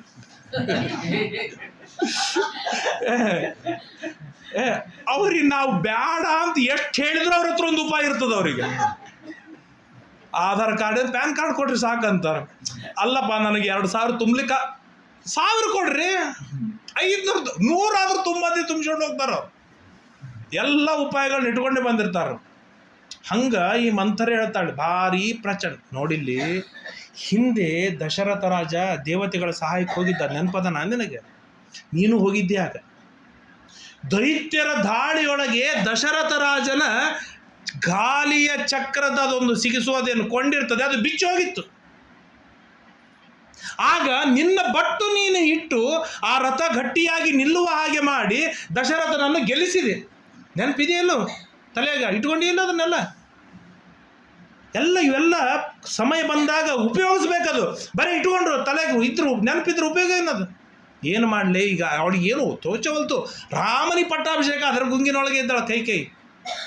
ಹಿಂಗೆಲ್ಲ ಅಲ್ಲ. ಈಗ ಕೇಳು, ನನ್ನ ಆ 2 ವರ ಕೊಟ್ಟಿದ್ದ ದಶರಥ, ಆ 2 ವರನ ಇಲ್ಲಿ ಬಳಸು. ಏನು ಬಳಸಬೇಕು ಅಂತಂದರೆ, ನನ್ನ ಮಗ ಯುವರಾಜನ ಆಗಬೇಕು.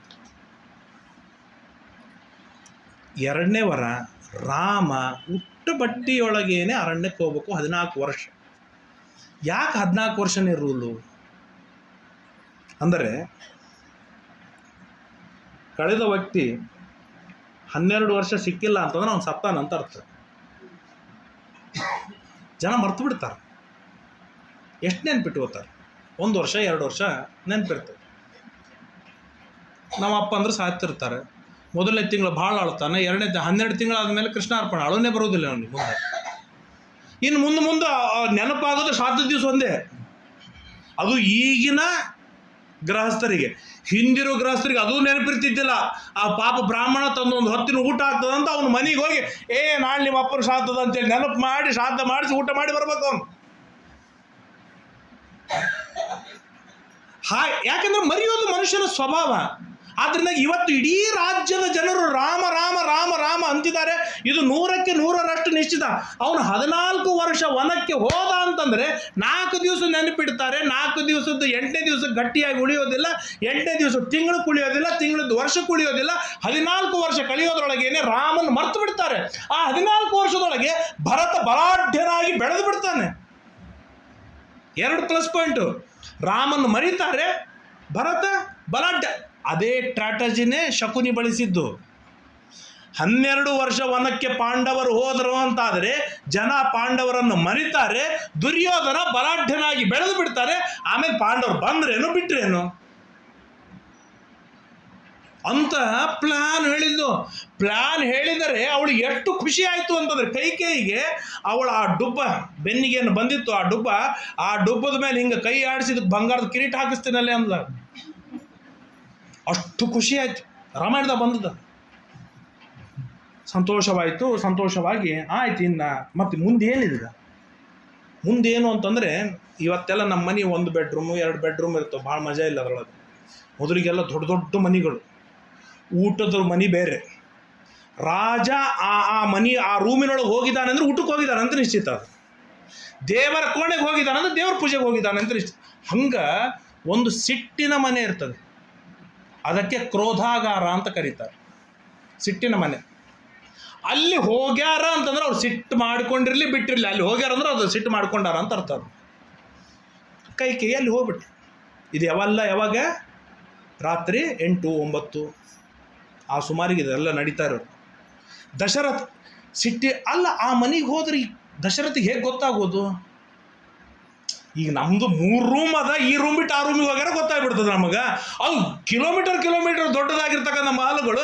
ಈ ಕೈಕೇಯಿ ಎಲ್ಲೇ ಹೋಗಿ ಕೂತ್ರೆ ಯಾರಪ್ಪ ಗೊತ್ತಾಗಬೇಕು ಅಂತಂದರೆ ದಶರಥ ತನ್ನ ಎಲ್ಲ ಕೆಲಸ ಮುಗಿದ ಮೇಲೆ ಹೋಗೋದು ಕೈಕೇಯಿ ಮನೆಗೆ. ಕೌಸಲ್ಯ ಸುಮಿತ್ರೆಯನ್ನು ಮರ್ತು ಬಿಟ್ಟಿರ್ತಾನೆ ಅವನು, ಕೈಕೇಯಿ ಮನೆಗೆ ಹೋಗೋದು. ಹಾಗಾಗಿ ಮನೆಗೆ ಬರ್ತಾನೆ, ನೋಡ್ತಾನೆ, ಎಲ್ಲಿ ಹೋಗಿದ್ದಾನೆ ಅಂತ ಕೇಳ್ತಾಳೆ. ಕ್ರೋಧಾಗಾರಕ್ಕೆ ಹೋಗಿದ್ದಾಳೆ ಅಂದರೆ ಇಲ್ಲಿ ಬರ್ತಾನೆ ಅಂತ ಹೇಳಿದಾಗ ನೇರವಾಗಿ ಕ್ರೋಧಾಗಾರಕ್ಕೆ ಹೋಗಿ ಕೂತಳು. ಅವ್ರದ್ದೊಂದು ಸ್ಪೆಷಲ್ ವಿದ್ಯೆ, ಯಾವಾಗ ಬೇಕವಾಗ ಕಣ್ಣಾಗ ನೀರು ಬರ್ತದೆ. ಅದಕ್ಕೆ ಈ ಟೈಮು ಆ ಟೈಮ್ ನೆನೆಸಿದ್ರೆ ಸಾಕು ಟಕ್ ಅಂತ ಬರ್ತದೆ. ಹಾಗೆ ಕಣ್ಣಾಗ ನೀರು ಬಂತು, ಕಣ್ಣು ಕೆಂಪು ಮಾಡಿದ್ಲು, ಕೂದಲ ಕೆದರಿಕೊಂಡ್ಲು, ದೊಡ್ಡದಾದ ಪಲಂಗಿನ ಮೇಲೆ ಮಲಗಿದ್ದಾಳೆ. ದಶರಥ ಬಂದ. ಸುಸ್ತಾಗಿತ್ತು, ಮೀಟಿಂಗ್ಗಳು ಮಾಡಿ ಎಲ್ಲ ವ್ಯವಸ್ಥೆ ಅರೇಂಜ್ಮೆಂಟ್ ಎಲ್ಲ ಮಾಡಿ ಟಯರ್ಡ್ ಆಗಿದ್ದ. ಇನ್ನು ಸ್ವಲ್ಪ ವಿಶ್ರಾಂತಿ ಹೋಗ್ಬೇಕು. ಬೆಳಿಗ್ಗೆ 4 ಗಂಟೆಗೆ ಶುರುವಲ್ಲ ಕಾರ್ಯಕ್ರಮಗಳೆಲ್ಲ. ಹಾಗಾಗಿ ಎಲ್ಲ ವ್ಯವಸ್ಥೆಯನ್ನು ಮಾಡಿ ಬಂದಿದ್ದಾನೆ. ನೋಡಿದ ಕೈಕೇಯಿ ಸಿಟ್ಟಾಗಿ ಮಲಗಿದ್ದಾಳೆ. ಹೋಗಿ ಪಕ್ಕದಲ್ಲಿ ಕುಳ್ಕೋತಾನೆ. ಏನೇ ಕೈಕೇಯಿ, ಏನಾಯಿತು? ಟಕ್ಕಂತ ಉತ್ತರ ಕೊಟ್ಬಿಟ್ರೆ ಮಜಾ ಇಲ್ಲ. ಹಿಂಗೆ ಆ ಕಡೆ ತಿರುಗಬೇಕು, ಈ ಕಡೆ ತಿರುಗಿದ್ಲು, ಚಾದರ್ ಗಟ್ಟಿಯಾಗಿ ಹೊತ್ಕೊಂಡ್ಲು. ಕೊನೆಗೆ ದಶರಥ ಸುಸ್ತು. ಏನದ ನಿನ್ನ ಬಾಯಿಗೆ ಹೇಳಿ, ನಾ ಎಲ್ಲ ಮಾಡ್ತೀನಿ. ನಾನು ಏನದ ಹೇಳಿದ್ರೆ ಹೇಳ್ಬಿಟ್ಟು ನಾ ಮಾಡ್ತೀನಿ. ನಾನು ಟಕ್ಕಂತ ಎದ್ದು ಕೂತು, ಸೂರ್ಯ ಚಂದ್ರ ನಕ್ಷತ್ರ ದಿಗಭಿಮಾನಿ ದೇವತೆಗಳೇ ಎಲ್ಲರೂ ಕೇಳಿ, ನಾನು ಹೇಳಿದ್ದು ದಶರಥ ಮಾಡ್ತೀನಿ ಅಂತ ಪ್ರತಿಜ್ಞೆ ಮಾಡಿದ್ದಾನೆ. ದಶರಥ ಎಷ್ಟು ಮಾತು ಕೊಡ್ತಾನೆ ಅಂದರೆ, ನಿನಗೆ ಯಾರಿಗಾದ್ರೂ ಪ್ರಿಯರಾದವ್ರನ್ನ ಜೈಲಿನಿಂದ ಬಿಡ್ತೇನೆ, ಅಥವಾ ಒಳಗಿದ್ದವ್ರನ್ನ ಜೈಲಿಗೆ ಹಾಕ್ತೇನೆ, ಬದುಕಿಸ್ತೇನೆ, ಸಮಾನ ಮಾಡ್ತೇನೆ. ಒಬ್ಬ ದರಿದ್ರನನ್ನು ಶ್ರೀಮಂತನನ್ನಾಗಿ ಮಾಡ್ತೇನೆ, ಭಾರಿ ಶ್ರೀಮಂತನನ್ನು ದರಿದ್ರನಾಗಿ ಮಾಡ್ಬೇಕಾ? ನೀ ಏನು ಹೇಳ್ತೀಯ ಹೇಳೋ ಮಾರಾಯ್ತಿ, ಕೇಳ್ತೇನೆ ನಾನು, ನೀನು ಖುಷಿಯಾಗಿ ಹೇಳು. ರಾಮನ ಪಟ್ಟಾಭಿಷೇಕವಿದೆ ನಾಳೆ. ದಶರಥ ಪ್ರಾಮಾಣಿಕ ಇದು ಹುಚ್ಚುದು. ಅವಳಿಗೇನು ಗೊತ್ತು, ಅದೇ ಪಟ್ಟಾಭಿಷೇಕ ಕೆಡಿಸ್ಲಿಕ್ಕೆ ಕೂತಾಳ ಅವಳು. ಅಂತಕ್ನ ಈ ಯಾವಾಗ ಮಾತು ಕೊಟ್ಟು ಕೂಡಲೇ ಎಲ್ಲ ದಿಕ್ಕು ಅಭಿಮಾನಿ ದೇವತೆಗಳಿಗೆ ಎಚ್ಚರಿಸಿ, ದಶರಥ ನನ್ನ ಗಂಡ ಮಾತು ಕೊಟ್ಟಿದ್ದಾನೆ, ತಪ್ಪಿಸ್ಲಿಕ್ಕಿಲ್ಲ, ಅನೌನ್ಸ್ ಮಾಡಿಬಿಡೋದು. ಆಯಿತು ಅಂತ ಕೂತ್ಕೊಂಡ. ಅವನಿಗೇನಿತ್ತು, ಬೀಸೋ ಡೊಂಡಿ ತಪ್ಪಿದ್ರೆ 1000 ವರ್ಷ ಆಯುಷ್ಯ. ಈಗೇನಾದರೂ ಅವ್ನು ಏನು ಕೇಳ್ತಾಳೆ ಕೊಟ್ಟುಬಿಟ್ರಾಯ್ತು. ಆ ಬೀಸೋ ಡೊಂಡಿ ತಲೆಗೆ ಹೊಡಿತದಂತ ಅವನಿಗೇನು ಗೊತ್ತದು. ತಪ್ಪಿಸ್ಕೊಳ್ಳಿಕ್ಕೂ ಒಂದು ಕಲಾ ಬೇಕಾಗ್ತದೆ. ಅದು ಧರ್ಮರಾಜನು ಹೀಗೆ ಸಿಕ್ಕು ಬಿದ್ದಿದ್ದು. ಯಾರು ಕರೆದ್ರು ಜೂಜಾಟಕ್ಕೆ ನಾನು ಬರುವುದಿಲ್ಲ ಅಂತ ಹೇಳುವುದಿಲ್ಲ, ಬರ್ತೀನಿ, ಆಟ ಆಡ್ತೀನಿ ಅಂತ ಪ್ರತಿಜ್ಞೆ ಮಾಡಿದ್ದಕ್ಕಾಗೇನೆ ಒದ್ದಾಡಿದ. ಹಾಗೆ ಇವನು ಪ್ರತಿಜ್ಞೆ ಮಾಡಿದ, ಸಿಕ್ಕು ಬಿದ್ದ. ಆಗ ಏನು ಇಲ್ಲೇ ಇಲ್ಲ, ನನ್ನ ಮಗ ಭರತನಿಗೆ ಪಟ್ಟಾಭಿಷೇಕವಾಗಬೇಕು, ಇದೇ ನೀರಿನಿಂದ ನಾಳೆಯೇ. ರಾಮ 14 ವರ್ಷ ವನವಾಸಕ್ಕೆ ಹೋಗ್ಬೇಕು. ನೀನೇ ಕೊಟ್ಟಿಯಲ್ಲ ವರ, ಅವತ್ತು ಕೊಟ್ಟು ವರ, ಇವತ್ತು ಆ ವರವನ್ನು ಪಾಲನೆ ಮಾಡ್ತೀನಿ ಅಂತ ಮಾತು ಕೊಟ್ಟು ನಡೆಸಿಕೊ. ನಿರ್ಭಿಡೆಯಾಗಿ ಹೇಳಿದರೆ ಕುಳಿತ ದಶರಥ ದಪ್ಪಂತ ಬಿದ್ದ, ತಲೆ ತಿರುಗಿ ಹೋಯ್ತು, ಮೂರ್ಛೆ ಹೋದ. ಆಗಿನ ಕಾಲದ ಪ್ರೀತಿನೂ ಆ ಮಟ್ಟಕ್ಕೆ ಇರ್ತಿತ್ತು. ಇವತ್ತು ನಾವು ಪ್ರೀತಿ ಮಾಡ್ಲಿಕ್ಕೂ ಬರೋದಿಲ್ಲ. ನಮ್ಮ ಮಕ್ಕಳು, ನಮ್ಮ ಹೆಂಡತಿ, ನಮ್ಮ ಮಕ್ಕಳ, ನಮ್ಮ ಗಂಡದ್ರ ಮೇಲೆ ಅಕ್ಷರಶಃ ಮಾಡ್ಲಿಕ್ಕೆ ಬರೋದಿಲ್ಲ. ದಶರಥ ಆ ವಿಶ್ವಾಮಿತ್ರ ಕರೆದಾಗೂ ಮೂರ್ಛೆ ಹೋದ, ಇನ್ನು ಅನೇಕ ಬಾರಿ ನಾವು ನೋಡ್ತೇವೆ, ಮಹಾಭಾರತದಲ್ಲಂತೂ ಸಾಕಷ್ಟು ಕಾಣ್ತೇವೆ, ನಾವು ಸಾಕಷ್ಟು ಕಾಣ್ತೇವೆ. ಮೂರ್ಛೆ ಹೋದ, ಸ್ವಲ್ಪ ಹೊತ್ತಾಯ್ತು, ಎಚ್ಚರ ಆಯಿತು, ಅಲ್ಲೇ ಅದು ಬಿಟ್ಟು ಬೇರೆ ಏನಾದರೂ ಕೇಳಲ್ಲ. ನಾನು ನಿನ್ನ ಹೆಂಡತಿ ಅಂತ ತಿಳ್ಕೊಳ್ಳೋದಿಲ್ಲ, ನಾನು ನಿನ್ನ ತಾಯಿ ಅಂತ ತಿಳಿದು ಕಾಲು ಹಿಡಿತೀನಿ. ಆ ಕ್ರೌರ್ಯ ಎಲ್ಲಿಂದ ಬರುತ್ತೋ ಗೊತ್ತಾಗುವುದಿಲ್ಲ. ಯಾವ ಮಟ್ಟಕ್ಕೆ ಬಂತು ಅಂತಂದರೆ ಕಾಲು ಹಿಡಿತೇನೆ ಅಂತ ಬೇಡ್ತಾನೆ ದಶರಥ, ಅಂಗಲಾಚುತ್ತಾನೆ.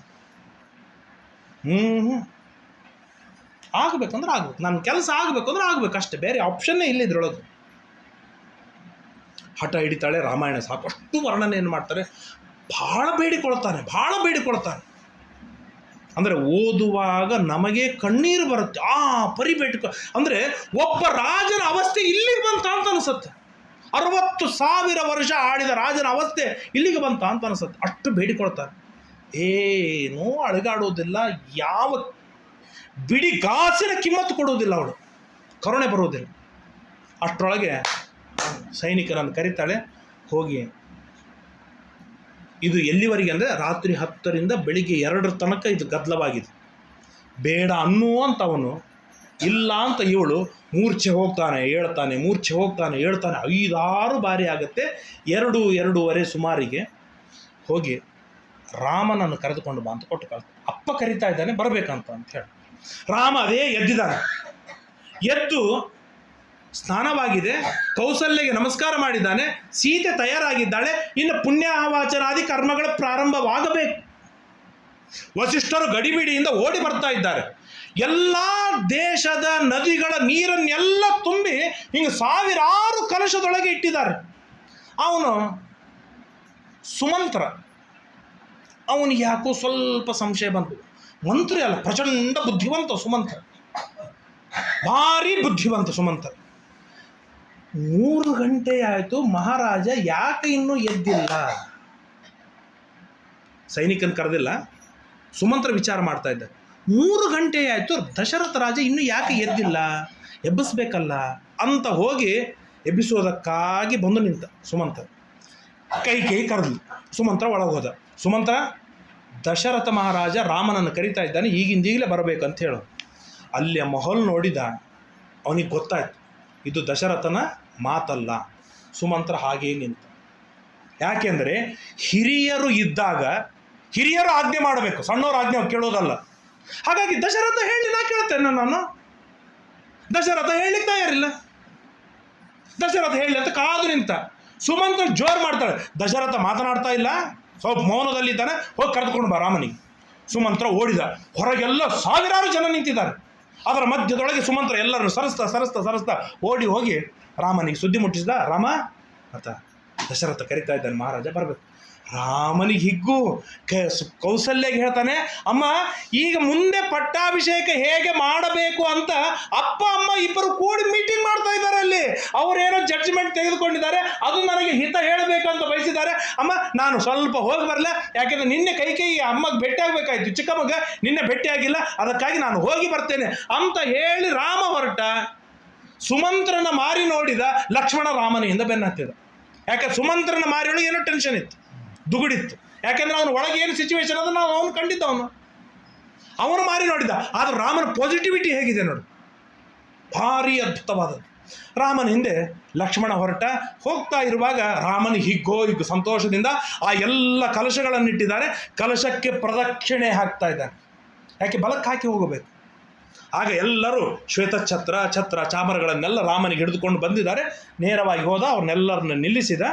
ರಾಮ ಲಕ್ಷ್ಮಣರಿಬ್ಬರು ಆ ಕೌಸಲ್ಯ ಮನೆಗೆ ಒಳಗೆ ಪ್ರವೇಶವನ್ನು ಮಾಡ್ತಾರೆ. ಪ್ರವೇಶವನ್ನು ಮಾಡಿದಾಗ ದಶರಥ ಹೀಗೆ ಶ್ವಾಸ ಮಾತ್ರ ಉಳಿದಿತ್ತು, ಹಾಗೆ ಕೂತಿದ್ದ. ಕೈಕೇಯಿ ಹತ್ರ ಬಂದ. ಅಮ್ಮ ಏನು ಅಂಥೇಳಿ ಇಬ್ಬರಿಗೂ ನಮಸ್ಕಾರವನ್ನು ಮಾಡಿದ. ಏನು ಅಂತ. ಏನಿಲ್ಲ, ನಿನ್ನ ಮುಂದೆ ಮಾತನಾಡುವುದಕ್ಕೆ ನಿಮ್ಮ ಅಪ್ಪಗೆ ಸಂಕೋಚ ಆಗ್ತಾಯಿದೆ. ನನಗೆ ಹೇಳಿದ್ದಾರೆ, ನಾನು ಹೇಳ್ತೇನೆ. ಏನು ಅಂತಂದರೆ, ನೀನು 14 ವರ್ಷ ವನವಾಸಕ್ಕೆ ಹೋಗಬೇಕು, ಭರತನಿಗೆ ಪಟ್ಟಾಭಿಷೇಕವಾಗಬೇಕು. ಇದು ನಿಮ್ಮ ಅಪ್ಪನ ಮಾತು.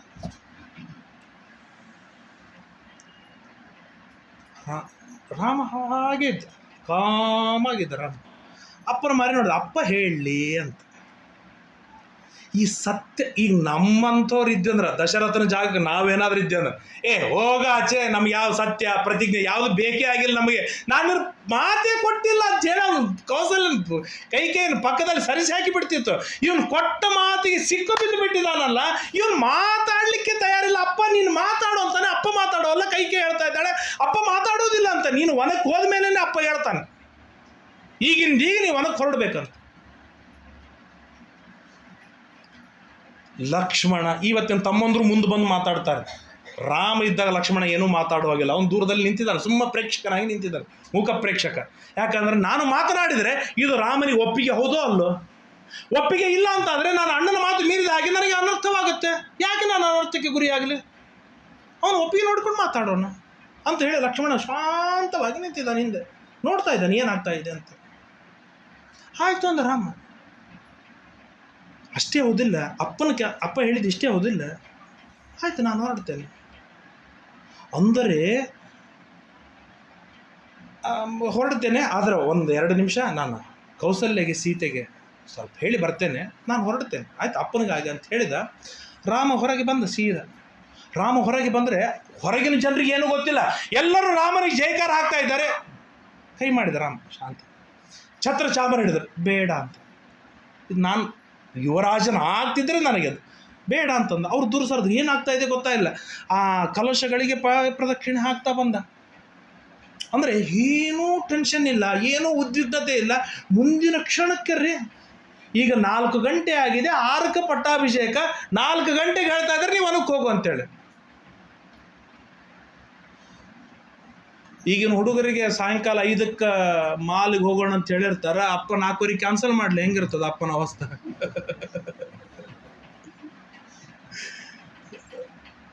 ಆ ರಾಮ ಅಂದ್ರೆ ಸುಖವಾಗಲಿ ಬಹು ದುಃಖವ ಅಂದ್ರೆ ಈ ಎಲ್ಲ ಕಾನ್ಸೆಪ್ಟ್ ರಾಮನಿಂದ ಕಲಿಬೇಕಾಗಿರುವಂಥದ್ದು. ಒಳಿತಾಗಲಿ ಕೆಟ್ಟದಾಗಲಿ ನಿತ್ಯಂ ಪ್ರಶಾಂತಾತ್ಮ ಮೊದಲಿಗೆ ಬಂದ ಗುಣ. ರಾಜ್ಯ ಸಿಗತ್ತೆ ಅಂತ ಹೇಳಿದಾಗೂ ಪ್ರಶಾಂತವಾಗಿದ್ದ, ಕುಪ್ಪಳಿಸಲಿಲ್ಲ.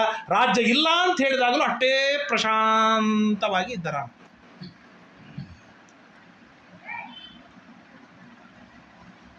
ಟೈಮ್ ಆಯಿತು, ಸ್ವಲ್ಪ ವೇಗದಿಂದ ಹೋಗೋಣ ಅಂತ. ಕಳಿಸೋದಲ್ಲ, ನಾಳೆಗೆ ರಾಮಾಯಣ ಮುಗಿಸ್ಬೇಕಾಗ್ಯದ. ರಾಮ ತಾನು ಬಂದ ನೇರವಾಗಿ ಕೌಸಲ್ಯ ಹತ್ರ ಬಂದ. ಕೌಸಲ್ಯ ಹೀಗೆ ಅಪ್ಪಿಕೊಳ್ತಾ ಬಂದರೆ, ಅಮ್ಮ ಅಪ್ಪ ನನಗೆ ದಂಡಕಾರಣ್ಯವನ್ನು ನೋಡಿಕೊಳ್ಳುವ ಜವಾಬ್ದಾರಿಯನ್ನು ನನಗೆ ಕೊಟ್ಟಿದ್ದಾನೆ. ಭರತನಿಗೆ ಪಾಪ ಸಣ್ಣ ಹುಡುಗ ಅಲ್ಲ, ಈ ಮನೆಯೇ ರಾಜ್ಯವನ್ನು ನೋಡಿಕೊಳ್ಳೋದಕ್ಕಾಗಿ ಅವನ ಜವಾಬ್ದಾರಿ ಒಪ್ಪಿಸಿದ್ದಾನೆ. ರಾಮ ಕೌಸಲ್ಯ ಮುಂದೆ ಹೇಳುವ ಕ್ರಮ ನೋಡಿ ಏನು. ಆದ್ದರಿಂದಾಗಿ ಇದೆಲ್ಲ ಭರತನಿಗೆ ಆಗಬೇಕು ಅಂತ ಹೇಳಿ ನಮಸ್ಕಾರ ಮಾಡಿಬಿಟ್ಟ ಅವನು ಸರಳವಾಗಿ. ಕೌಸಲ್ಯ ಪಾಪ ಎಷ್ಟು ಏನಿದ್ರು ಹೆಣ್ಣು, ಆಶೆಯ ದೊಡ್ಡ ಗೋಪುರ ಕಟ್ಟಿದ್ಲು. 60,000 ವರ್ಷಗಳಲ್ಲಿ ಸಿಗದ ಸುಖ ಇನ್ನಾದರೂ ನಾನು ಕಂಡೇನಲ್ಲ ಅಂತೇಳಿ ಕಟ್ಟಿದ್ರು. ಜರಂತ ಇಳಿತು, ತಲೆ ಕೆಟ್ಟೋಯ್ತು. ರಾಮ ನಿನ್ನ ಜೊತೆ ನಾವು ವನಕ್ಕೆ ಬರ್ತೇನೆ ತಯಾರಾಗಿ ಬಿಟ್ಲು ಅವಳು. ಅಮ್ಮ ಹಂಗೆಲ್ಲ ಅಲ್ಲ, ಮಗ ನಿನಗೆ ಬಹಳ ಮುಖ್ಯ, ಮಗನಿಗಿಂತಲೂ ಗಂಡ ನಿನಗೆ ಬಹಳ ಮುಖ್ಯ. ಪತಿವ್ರತೆ ಅಲ್ವಾ ನೀನು? ಈ ಅವಸ್ಥೆಯೊಳಗೆ ನಿನ್ನ ಅಪ್ಪನನ್ನು ಬಿಟ್ಟು ಬರೋದು ನಿನ್ನ ಧರ್ಮವಾನೆಂದು ವಿಚಾರ ಮಾಡು ಸ್ವಲ್ಪ ಅಂತ ಹೇಳಿ ರಾಮ ಚೆನ್ನಾಗಿ ಕನ್ವಿನ್ಸ್ ಮಾಡಿದ ಕೌಸಲ್ಯಗೆ. ಯಾವ ಕಾರಣಕ್ಕೂ ನನ್ನ ಜೊತೆಗೆ ನೀನು ಬರುವ ಹಾಗಿಲ್ಲ, ನೀನು ನಿನ್ನ ಗಂಡನ ಸೇವೆ ಮಾಡುವುದೇ ನಿನ್ನ ಮೂಲಭೂತವಾಗಿರ್ತಕ್ಕಂಥ ಧರ್ಮ. ನಿನಗೆ ತಗೊಂಡು ಏನು ಮಾಡ್ತೀಯ ಬೇರೆದು? ಅವಶ್ಯವಾಗಿ ಈ ಸಮಯದೊಳಗಂತರೂ ನೀನು ಇರಲಿಕ್ಕೆ ಬೇಕು ನೀನು. ಯಾಕೆಂದರೆ ಈಗ ಕೈ ದೂರ ಆಗಿದ್ದಾಳೆ, ಅಪ್ಪ ಹತಾಶರಾಗಿ ಕುಸಿದು ಬಿದ್ದಿದ್ದಾನೆ. ಈಗ ಆಸರು ನೀನು ಆಸರಾಗಬೇಕು. ನೀನು ಬಿಟ್ಟು ಹೋದೆ ಅಂತಂದ್ರೆ ಅಪ್ಪನ ಅವಸ್ಥೆ ಏನಿದು? ನಿನಗೆ ಹಿತವಾಗತ್ತಾ? ನಿನಗೆ ಮಂಗಳವಾಗತ್ತಾ? ನಿನಗೆ ಒಳ್ಳೇದಾಗತ್ತಾ? ಹಾಗೆಲ್ಲ ನೀನು ಇರಬೇಕು ಅಂತ 10 ಅಧ್ಯಾಯಗಳಲ್ಲಿ ನಾನಾ ವಿಧವಾದ ಪತ್ನಿಯ ಧರ್ಮಗಳನ್ನೆಲ್ಲ ಉಪದೇಶವನ್ನು ಮಾಡಿ ಕನ್ವಿನ್ಸ್ ಮಾಡಿ ಒಪ್ಪಿಸಿದ. ಲಕ್ಷ್ಮಣ ಎದುರಿಗೆ ಬಂದ. ಅವನಿಗೆ ಸ್ವಲ್ಪ ಧೈರ್ಯ ಬಂತು. ಯಾಕೆಂತಂದರೆ ಇದು ಈ ತಾಯಿ ಮುಂದೆ ಬಂದಾಗ ಒಂದು ಸ್ವಲ್ಪ ಫ್ರೀನೆಸ್ ಇರ್ತದೆ. ಹಾಗಾಗಿ ಬಂದ. ಅಣ್ಣ ನೀನು ಒಂದು ಮಾತು ಹೂವನ್ನು ಕೈಕೇಯಿ ಬರಲಿ, ದಶರಥ ಬರಲಿ, ಭರತ ಬರಲಿ, ಅವ್ರನ್ನೆಲ್ಲರನ್ನು ಕತ್ತರಿಸಿ ಹಾಕಿ ನಿನ್ನನ್ನು ರಾಜ್ಯ ಕಟ್ಟುತ್ತೇನೆ ನಾನು. ಹೂ ಅನ್ನೇನು ಏನು ಕನ್ವಿನ್ಸ್ ಮಾಡ್ಬೇಕು ಹೇಳ್ರಿ ಅವನಿಗೆ? ಲಕ್ಷ್ಮಣ ಪರಾಕ್ರಮ ತೋರಿಸುವ ಸಮಯವಲ್ಲ, ಹಿರಿಯರ ಆಜ್ಞಾ ಪಾಲನೆ ಮಾಡುವ ಸಮಯವಿದೆ. ಮುಂದೆ ಪರಾಕ್ರಮ ತೋರಿಸುವಾಗ ನಾವು ತೋರಿಸೋಣಂತ. ನಿನಗಷ್ಟೇ ಶಕ್ತಿ ಅಲ್ಲೋ, ನಿಮ್ಮಪ್ಪನಷ್ಟು ಶಕ್ತಿ ನನಗದ. ಇದು ಪರಾಕ್ರಮ ತೋರಿಸುವ ಸಮಯವಲ್ಲ ಅಂತ ಹೇಳಿ ಲಕ್ಷ್ಮಣನಿಗೆ ಒಪ್ಪಿಸಿದ. ವಸಿಷ್ಠರು ಬಂದರು, ವಸಿಷ್ಠರಿಗೆ ಏನೋ ಪ್ಲಾನ್ ಮಾಡಿ ಒಪ್ಪಿಸಿದ. ಸುಮಂತ್ರ ಬಂದ, ಸುಮಂತ್ರನಿಗೆ ಒಪ್ಪಿಸಿದ. ಎಲ್ಲರಿಗೂ ಧೈರ್ಯದಿಂದ ಕನ್ವಿನ್ಸ್ ಮಾಡಿ ಒಪ್ಪಿಸಿ, ಈ ಯಾವ ಗದ್ದಲವೂ ಪಾಪ ಸೀತೆ ಗೊತ್ತೇ ಇಲ್ಲ. ಆಗಿನ ಕಾಲದ ಹೆಣ್ಮಕ್ಳು ಎಲ್ಲ ಹಿಂಗೆ ಹೊರಗೆ ಇನ್ವಾಲ್ವ್ ಆಗೋದೇ ಇಲ್ಲ. ಅವರು ಕರೆದಾಗ ಎಷ್ಟು ಕೆಲಸವೋ ಅಷ್ಟು ಬರೋದು, ಉಳಿದ ಟೈಮ್ದಲ್ಲಿ ಬರೋದಿಲ್ಲ, ಅವರು ಆಚೆ ಇರ್ತಾರೆ. ಹಾಗಾಗಿ ಅವಳು ಒಳಗೆ ಕೂತಿದ್ಲು. ಹೋಗಿ ಸೀತೆ ಹತ್ರ ಹೋಗಿ ತೊಡೆ ಮೇಲೆ ತಲೆ ಇಟ್ಟು ಬಿಕ್ಕಿ ಬಿಕ್ಕಿ ಬಿಕ್ಕಿ ರಾಮ ಹತ್ತು ಬಿಡ್ತಾನೆ. ರಾಮಾಯಣ ಕೇಳತ್ತೆ, ಯಾಕೆ ಸೀತೆ ಮುಂದೆ ಹತ್ತ ರಾಮ ಅಂದರೆ, ಪುರುಷ ಕಂಡವರ ಮುಂದೆ ಕಣ್ಣೀರಿಟ್ಟಂದ್ರೆ ಅವನ ದೌರ್ಬಲ್ಯ, ಅದು ಅವನ ಬಲ ಉಳಿಯೋದಿಲ್ಲ. ಎಲ್ಲರ ಮುಂದೆ ಕಣ್ಣೀರಿಡೋದಲ್ಲ ಪುರುಷನ. ಹೆಂಡತಿ ಮುಂದೆ ಹತ್ತರೆ ಅದು ದೌರ್ಬಲ್ಯದ ಸಂಕೇತ ಅಲ್ಲ, ಅದು ಆ ಪ್ರೀತಿಯ ವಿಶ್ವಾಸದ ಅದೊಂದು ಭರವಸೆಯ ತಾಣವದು. ಹಾಗಾಗಿ ಅಲ್ಲಿ ಹತ್ತರೆ ಸಮಸ್ಯೆ ಇಲ್ಲ ಅಂತೇಳಿ ಬಿಕ್ಕಿ ಬಿಕ್ಕಿ ಕಣ್ಣೀರು ಸುರಿಸಿ ಸೀತೆಗೆ ಹೇಳಿದ, ಸೀತೆ ಮತ್ತೆ ನೀನಿಲ್ಲಿ ಜಸ್ಟ್ 14 ವರ್ಷನೇ, ನಾನು ಹೀಗೆ ಹುಡುಗರು ಹೇಳ್ತಾರಲ್ಲ ಯೂ ಅಂತ ಹೋಗ್ತೇನೆ, ಹೀಗೆ ಬಂದುಬಿಡ್ತೇನೆ ಅಂತೇಳಿ ಅಂದ್ರೆ, ಹೀಗೆ ಹೋಗ್ತೇನೆ ಹೊಲಕ್ಕೆ ಹೋಗಿ ಬಂದುಬಿಡ್ತಾನೆ. ಸೀತೆ ಅಂತಾಳ, ನಮ್ಮಪ್ಪ ಇದಕ್ಕೆ ಕಟ್ಟಿಕೊಟ್ಟ ನಿನಗೆ, ನಮ್ಮಪ್ಪ ಇದ್ರ ಸಲ ಕಟ್ಟಿಕೊಟ್ಟಾನ, ನೀವು ಹೊಲಕ್ಕೆ ಹೋಗು, ನಾನು ರಾಜ್ಯದೊಳಗೆ ಇಲ್ಲಿ ಇರಲಿಕ್ಕೆ ಸಾಧ್ಯನೇ ಇಲ್ಲ, ನಾನು ನಿಮ್ಮ ಜೊತೆಗೆ ಬರ್ತೇನೆ. ನಾನು ಛಾಯೈವ ಅನುಗತಾಸದ, ನಾನು ಬರ್ತೇನೆ ಬಾ ಅಂದ ಸೀತೆ. ಲಕ್ಷ್ಮಣ ಹಿಂದ, ಅಣ್ಣ ನಾನು ಬರ್ತೇನೆ. ಬ್ಯಾಡೋ ಮಹಾರಾಯ, ನೀ ಬ್ಯಾಡಗಿಡ, ನಾ ಕೇಳೋದಿಲ್ಲ, ನಾನು ಬರ್ತೇನೆ. 3 ಮಂದಿ ಮತ್ತೆ ದಶರಥನ ಹತ್ರ ಹೋದರೆ, ಅಮ್ಮ ನಾನು ದಶರಥ ಏನು ಮಾತಾಡೋದಿಲ್ಲ, ಅಮ್ಮ ನಾನು ಹೊರಡ್ತೀಯಾ ಅಂತ ಹೇಳಿ ಆಗಿಂದಾಗಲೇ ಟಕ್ ಅಂತ ಕಪಾಟ ತೆಗೆದು 3 ಮಡಿ ಕೊಟ್ಬಿಟ್ಲು, ನಾರಿನ ಮಡಿ. ಎಲ್ಲಿಟ್ಟಿದ್ಲು ಏನಕೈತಿ ಅವಳು ಕೈ ಇವು ಕೆಲವೊಮ್ಮೆ ಏನಾಗ್ತದೆ, ಇವು ಹೆಣ್ಮಕ್ಳು ಭಾಳ ಏನಂತಾರೆ ಪ್ರೀ ಪ್ಲ್ಯಾನ್. ಅವು ಸಣ್ಣ ಸಣ್ಣ ದರ್ಬ ಏನಂತಾರೆ ಉರುಕೋನಿ ಪ್ಲಾಸ್ಟಿಕ್ ಚೀಲ ಎಲ್ಲೆಲ್ಲೋ ಮೂಲೆಯಾಗಿ ಇಟ್ಟಿರ್ತಾರೆ. ಅವನ್ನೆಲ್ಲ ಕಿತ್ತಿ ನಾವು ಒಗಿತೀವಿ ಸ್ವಚ್ಛ ಮಾಡೋ ಮುಂದೆ. ಅದು ಅದೇ ಕೆಲವೊಮ್ಮೆ ಅನಿವಾರ್ಯ ಆಗಿಬಿಡ್ತದೆ. ನಾನು ಒಗಿಬೇಡ ಅಂತ ಹೇಳಿದ್ದೆ, ನೀವು ಯಾಕೆ ಹೋಗಿದ್ರಿ, ಈಗ ತೊಗೊಂಬರ್ರಿ ಅಂಗಡಿಗೆ ಹೋಗಿ ನೀವು. ಹಂಗೆ ಅವರೆಲ್ಲ ಕೆಲವು ವಸ್ತುಗಳನ್ನು ಬೇಕಂತ ಇಟ್ಟಿರ್ತಾರೆ. ಅವು ಇಟ್ಟಿದ್ದು ಯಾವಾಗ ಉಪಯೋಗ ಬರ್ತದ. ಅವು 3 ನಾರಿನ ಮಡಿ ಎತ್ತಿ ಲಕ್ಷ್ಮಣನಿಗೊಂದು, ರಾಮನಿಗೊಂದು, ಸೀತೆಗೊಂದು ಕೈಯಾಗ ಹಾಕಿಬಿಟ್ಲು. ಸೀತೆ ನೀವು ಹೋಗ್ಬೇಡ ಅಂತ ಹೇಳಬೇಕು, ಲಕ್ಷ್ಮಣ ನೀವು ಹೋಗ್ಬೇಡ ಅಂತ ಹೇಳಬೇಕು, ಹೇಳೋದಿಲ್ಲ. ಯಾಕೆ ಅವಳಿಗೆ ಗೊತ್ತಿತ್ತು ಲಕ್ಷ್ಮಣನಿಂದ ಪೀಡೆ ಆಗ್ಬೋದು, ಅಥವಾ ರಾಮನ ಜೊತೆ ಲಕ್ಷ್ಮಣ ಹೋಗೇ ಹೋಗ್ತಾನೆ ಅನ್ನೋ ಭರವಸೆ, ಕಾನ್ಫಿಡೆಂಟ್. ರಾಮ ನಾರು ಮಡಿ ತೊಗೊಂಡ, ಟಕ ಉಟ್ಕೊಂಡ್ಬಿಟ್ಟ. ಲಕ್ಷ್ಮಣ ಉಟ್ಕೊಂಡ. ಸಣ್ಣ ಕೂಸರಿ ಸೀತೆ, ಸೀರೆ ಉಡೋದೇ ಕಷ್ಟ ಅಂಥದ್ರೊಳಗೆ ನಾರ್ಮಡಿ ಹೇಗೆ ಉಡಬೇಕು ಗೊತ್ತಾಗೋದಿಲ್ಲ. ಮೆಲ್ಲಕ್ಕೆ ರಾಮನಿಗೆ ಹೇಳ್ತಾಳೆ, ರಾಮ ಮತ್ತೆ ಸ್ವಲ್ಪ ಉಡಿಸ್ತೀಯನೋ, ಸ್ವಲ್ಪ ಆ ಕಡೆಗೆ ಬಂದು.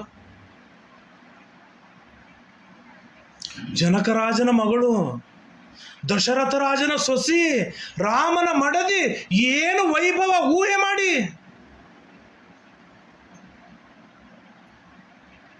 ಅವಳು ಕೇಳ್ತಾಳೆ, ಸ್ವಲ್ಪ ನಾರ್ಮಡಿ ಉಡ್ಲಿಕ್ಕೆ ಬರೋದಿಲ್ಲ ನನಗೆ, ಉಡಿಸ್ತೀರ ಅಂದ್ರೆ. ರಾಮ ಕರ್ಕೊಂಡೋಗಿ ಇಷ್ಟಾದ್ರೂ ಕರುಣೆ ಬರೋದಿಲ್ಲ ಆ ಹೆಣ್ಣಿಗೆ, ಕೈಗೆ.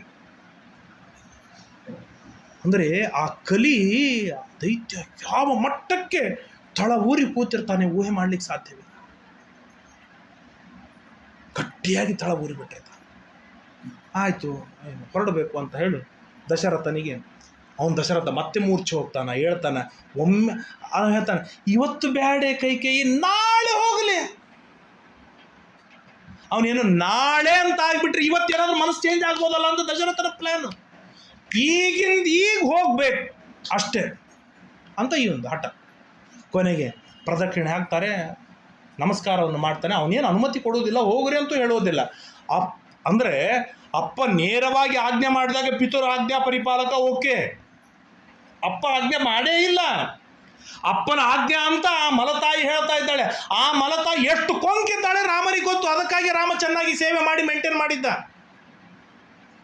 ಅಷ್ಟಿದ್ದರೂ ಕೂಡ ಇದು ತಂದೆ ಆಜ್ಞೆ ಅಂತ ಹೇಳಿದ ರಾಮ, ಒಪ್ಪಿಕೊಂಡ ರಾಮ ತಾನು ಹೊರಳಿಕ್ಕೆ ಸಿದ್ಧನಾದ. ಹೊರಗೆ ಬರ್ತಾ ಇದ್ದಾನೆ ಮಡಿ ಉಟ್ಕೊಂಡು. ಇಡೀ ಊರಿನ ಜನ ಕಣ್ಣೀರಿಡ್ತಾ ಇದ್ದಾರೆ.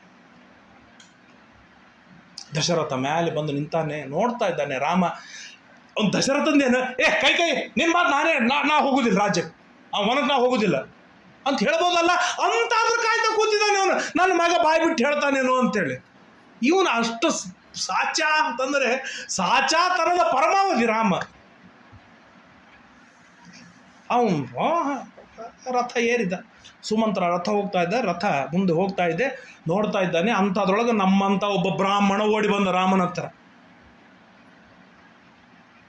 ರಾಮ ಅವನಿಗೇನೋ ಟೆನ್ಷನ್, ಪಾಪ ವಯಸ್ಸಾಗಿದೆ, ಅವನು ಮುದುಕ ಓಡಿ ಬಂದ. ನಿನ್ನೇನೋ ಮಾತು ಕೊಟ್ಟಿದ್ದಿ, ಯುವರಾಜನಾದ್ರೆ ನನಗೆ ಭೂಮಿ ಕೊಡ್ತೀನಿ, ನನಗೆ ಅನ್ನ ಕೊಡ್ತೀನಿ ಅಂತೇಳಿ. 14 ವರ್ಷ ನೀವು ಹೊಲಕ್ಕೆ ಹೋದ್ರೆ ನಾನೇನೋ ಮಾಡಲಿ, ನನಗೆ ಕೊಡು ಅಂತಂದ. ರಾಮ ಆ ಸಿಚುವೇಶನ್ದೊಳಗೂ ಚಾಸ್ತಿ ಮಾಡ್ತಾನೆ. ಹೇಗೆ ಅಂತಂದರೆ, ಒಂದು ಕಟ್ಟಿಗೆ ಕೊಟ್ಟ ಬ್ರಾಹ್ಮಣನಿಗೆ, ಮುದುಕ, ಇದು ತಗೋ, ನೀನು ಬೀಸು. ಎಲ್ಲಿವರೆಗೆ ಶಕ್ತಿ ಹಾಕಿ ಬೀಸೊಂದ. ಅವನು ತನ್ನ ಇದ್ದ ಬಿದ್ದ 50-60 ಸಾವಿರ ವರ್ಷದ ಎಲ್ಲ ಶಕ್ತಿ ಹಾಕಿ ಬೀಸಿದ್ರೆ 100 ಎಕರೆ ದೂರದಷ್ಟು ಕಟ್ಟಿಗೆ ಬಿತ್ತಂತೆ. ಅಷ್ಟೂ ಭೂಮಿ ಬ್ರಾಹ್ಮಣ ನನಗೆ ಕೊಟ್ಟಿದ್ದೇನೆ ಅಂತ ಹೇಳಿ ತನ್ನ ಘೋರ ಕಷ್ಟತರ ಕಾಲದೊಳಗೂ ಕೂಡ ರಾಮ ತಾನು ದಾನಾದಿಗಳನ್ನು ಮಾಡಿ ಎಲ್ಲರಿಗೂ ಪ್ರಿಯನಾಗಿ ರಾಮ ಹೊರಟಿದ್ದಾನೆ. ದಶರಥ ಬ್ಯಾಲಿ ನಿಂತಿದ್ದಾನೆ. ರಾಮನ್ ನೋಡ್ತಾನೆ, ರಥ ನೋಡ್ತಾನೆ, ಪತಾಕ ನೋಡ್ತಾನೆ, ಧೂಳ ನೋಡ್ತಾನೆ. ಇನ್ನೇನು ಕಾಣಿಸೋದಿಲ್ಲ ಅಂತಾದಾಗ ದಶರಥ ಕುಸಿದು ಬಿದ್ದ.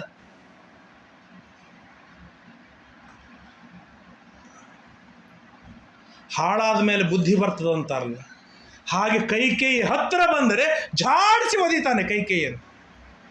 ನಿನಗಾಗಿ ನಾನು ಎಷ್ಟು ಕೊಟ್ಟೆ, ನಾನು ನಿನಗೆ ಏನೇ ಮಾಡಿದೆ, ಏನು ಮಾಡಿದೆ ನೀನು. ಆಗ ಕೌಸಲ್ಯ ಕೈ ಹಿಡಿತ. ಈ ಕೆಲಸ ಮೊದಲೇ ಮಾಡಿದ್ದ ಅಂತಂದರೆ ಈ ದುರವಸ್ಥೆ ಬರ್ತಿತ್ತ ದಶರಥನಿಗೆ. ಕುಸುದು ದಶರಥ ಬಿದ್ದ. ರಾಮ ತಾನು ಅಲ್ಲಿಂದ ಮುಂದೆ ಹೋಗ್ತಾ ಇದ್ದಾನೆ. ಏತಸ್ಮಿನ್ನೇವ ಕಾಲೇ ದಶರಥ ನೃಪತಿ. ಇಷ್ಟು ಹೋಗ್ತಾ ಇರುವಾಗ ಸುಮಂತ್ರ ರಥ ಓಡಿಸ್ತಾ ಇದ್ದಾನೆ. ಅಲ್ಲೆಲ್ಲ ಸಾಕಷ್ಟು ಏನಂತಾರೆ ಕಥೆಗಳೆಲ್ಲ ಆಗತ್ತೆ. ಗಂಗಾ ನದಿ ಬರ್ತದೆ. ಗಂಗಾ ನದಿ ಬಂದಾಗ ಗಂಗಾ ನದಿ ದಾಟಬೇಕು ಅಂತ ವಿಚಾರವನ್ನು ಮಾಡಿ ರಾತ್ರಿ ಹೊತ್ತಿನೊಳಗೆ ಆ ಗಂಗಾ ನದಿಯ ಪಕ್ಕದೊಳಗೆ ರಾಮ ತಾನು ಕೂತುಕೊಂಡಾಗ ಲಕ್ಷ್ಮಣ ಆಗಿಂದಾಗಲೇ ಹೋಗಿ ಕಟ್ಟಿಗೆಗಳನ್ನೆಲ್ಲ ಕಡಿದು ಏನೋ ಒಂದು ಮಾಡಿ ಒಂದು ಮಂಚ ಮಾಡಿ ದರ್ಭ ಹಾಸಿ ಎಲಿ ಹಾಸಿದ. ರಾಮ ಇಲ್ಲಿ ರಾತ್ರಿ ವಿಶ್ರಾಂತಿಯನ್ನು ತೆಗೆದುಕೋ ಅಂತ ಹೇಳಿದಾಗ ರಾಮ ಹೀಗೆ ಅವನು ಏನು ನಿಶ್ಚಿಂತ ಪುರುಷ ರಾಮ ಕೂತ್ಕೊಂಡ. ರಾಮನ ಪಕ್ಕದಲ್ಲಿ ಸೀತೆ ಕೂತ್ರ ಅವ್ರು ನೋಡ್ತಾರೆ, ಎಂಥ ರಾಮ, ಈ ಒಣಗಿದ ಎಲೆಯನ್ನು ಜೀವನದೊಳಗೆ ನೋಡದಿರುವ ರಾಮ ಇವತ್ತು ಈ ಒಣಗಿದ ಪರ್ಣದ ಮೇಲೆ ಮಲಗಿದಾನೆಲ್ಲ ಅಂತಂದರೆ ಇಡೀ ಊರಿನ ಜನ, ಲಕ್ಷಾವಧಿ ಜನ ಬೆನ್ನು ಹತ್ತಿ ಬಂದಿದ್ದಾರೆ. ಕಣ್ಣೀರಿಡ್ತಾನೆ, ದುಃಖ ಪಡ್ತಾನೆ.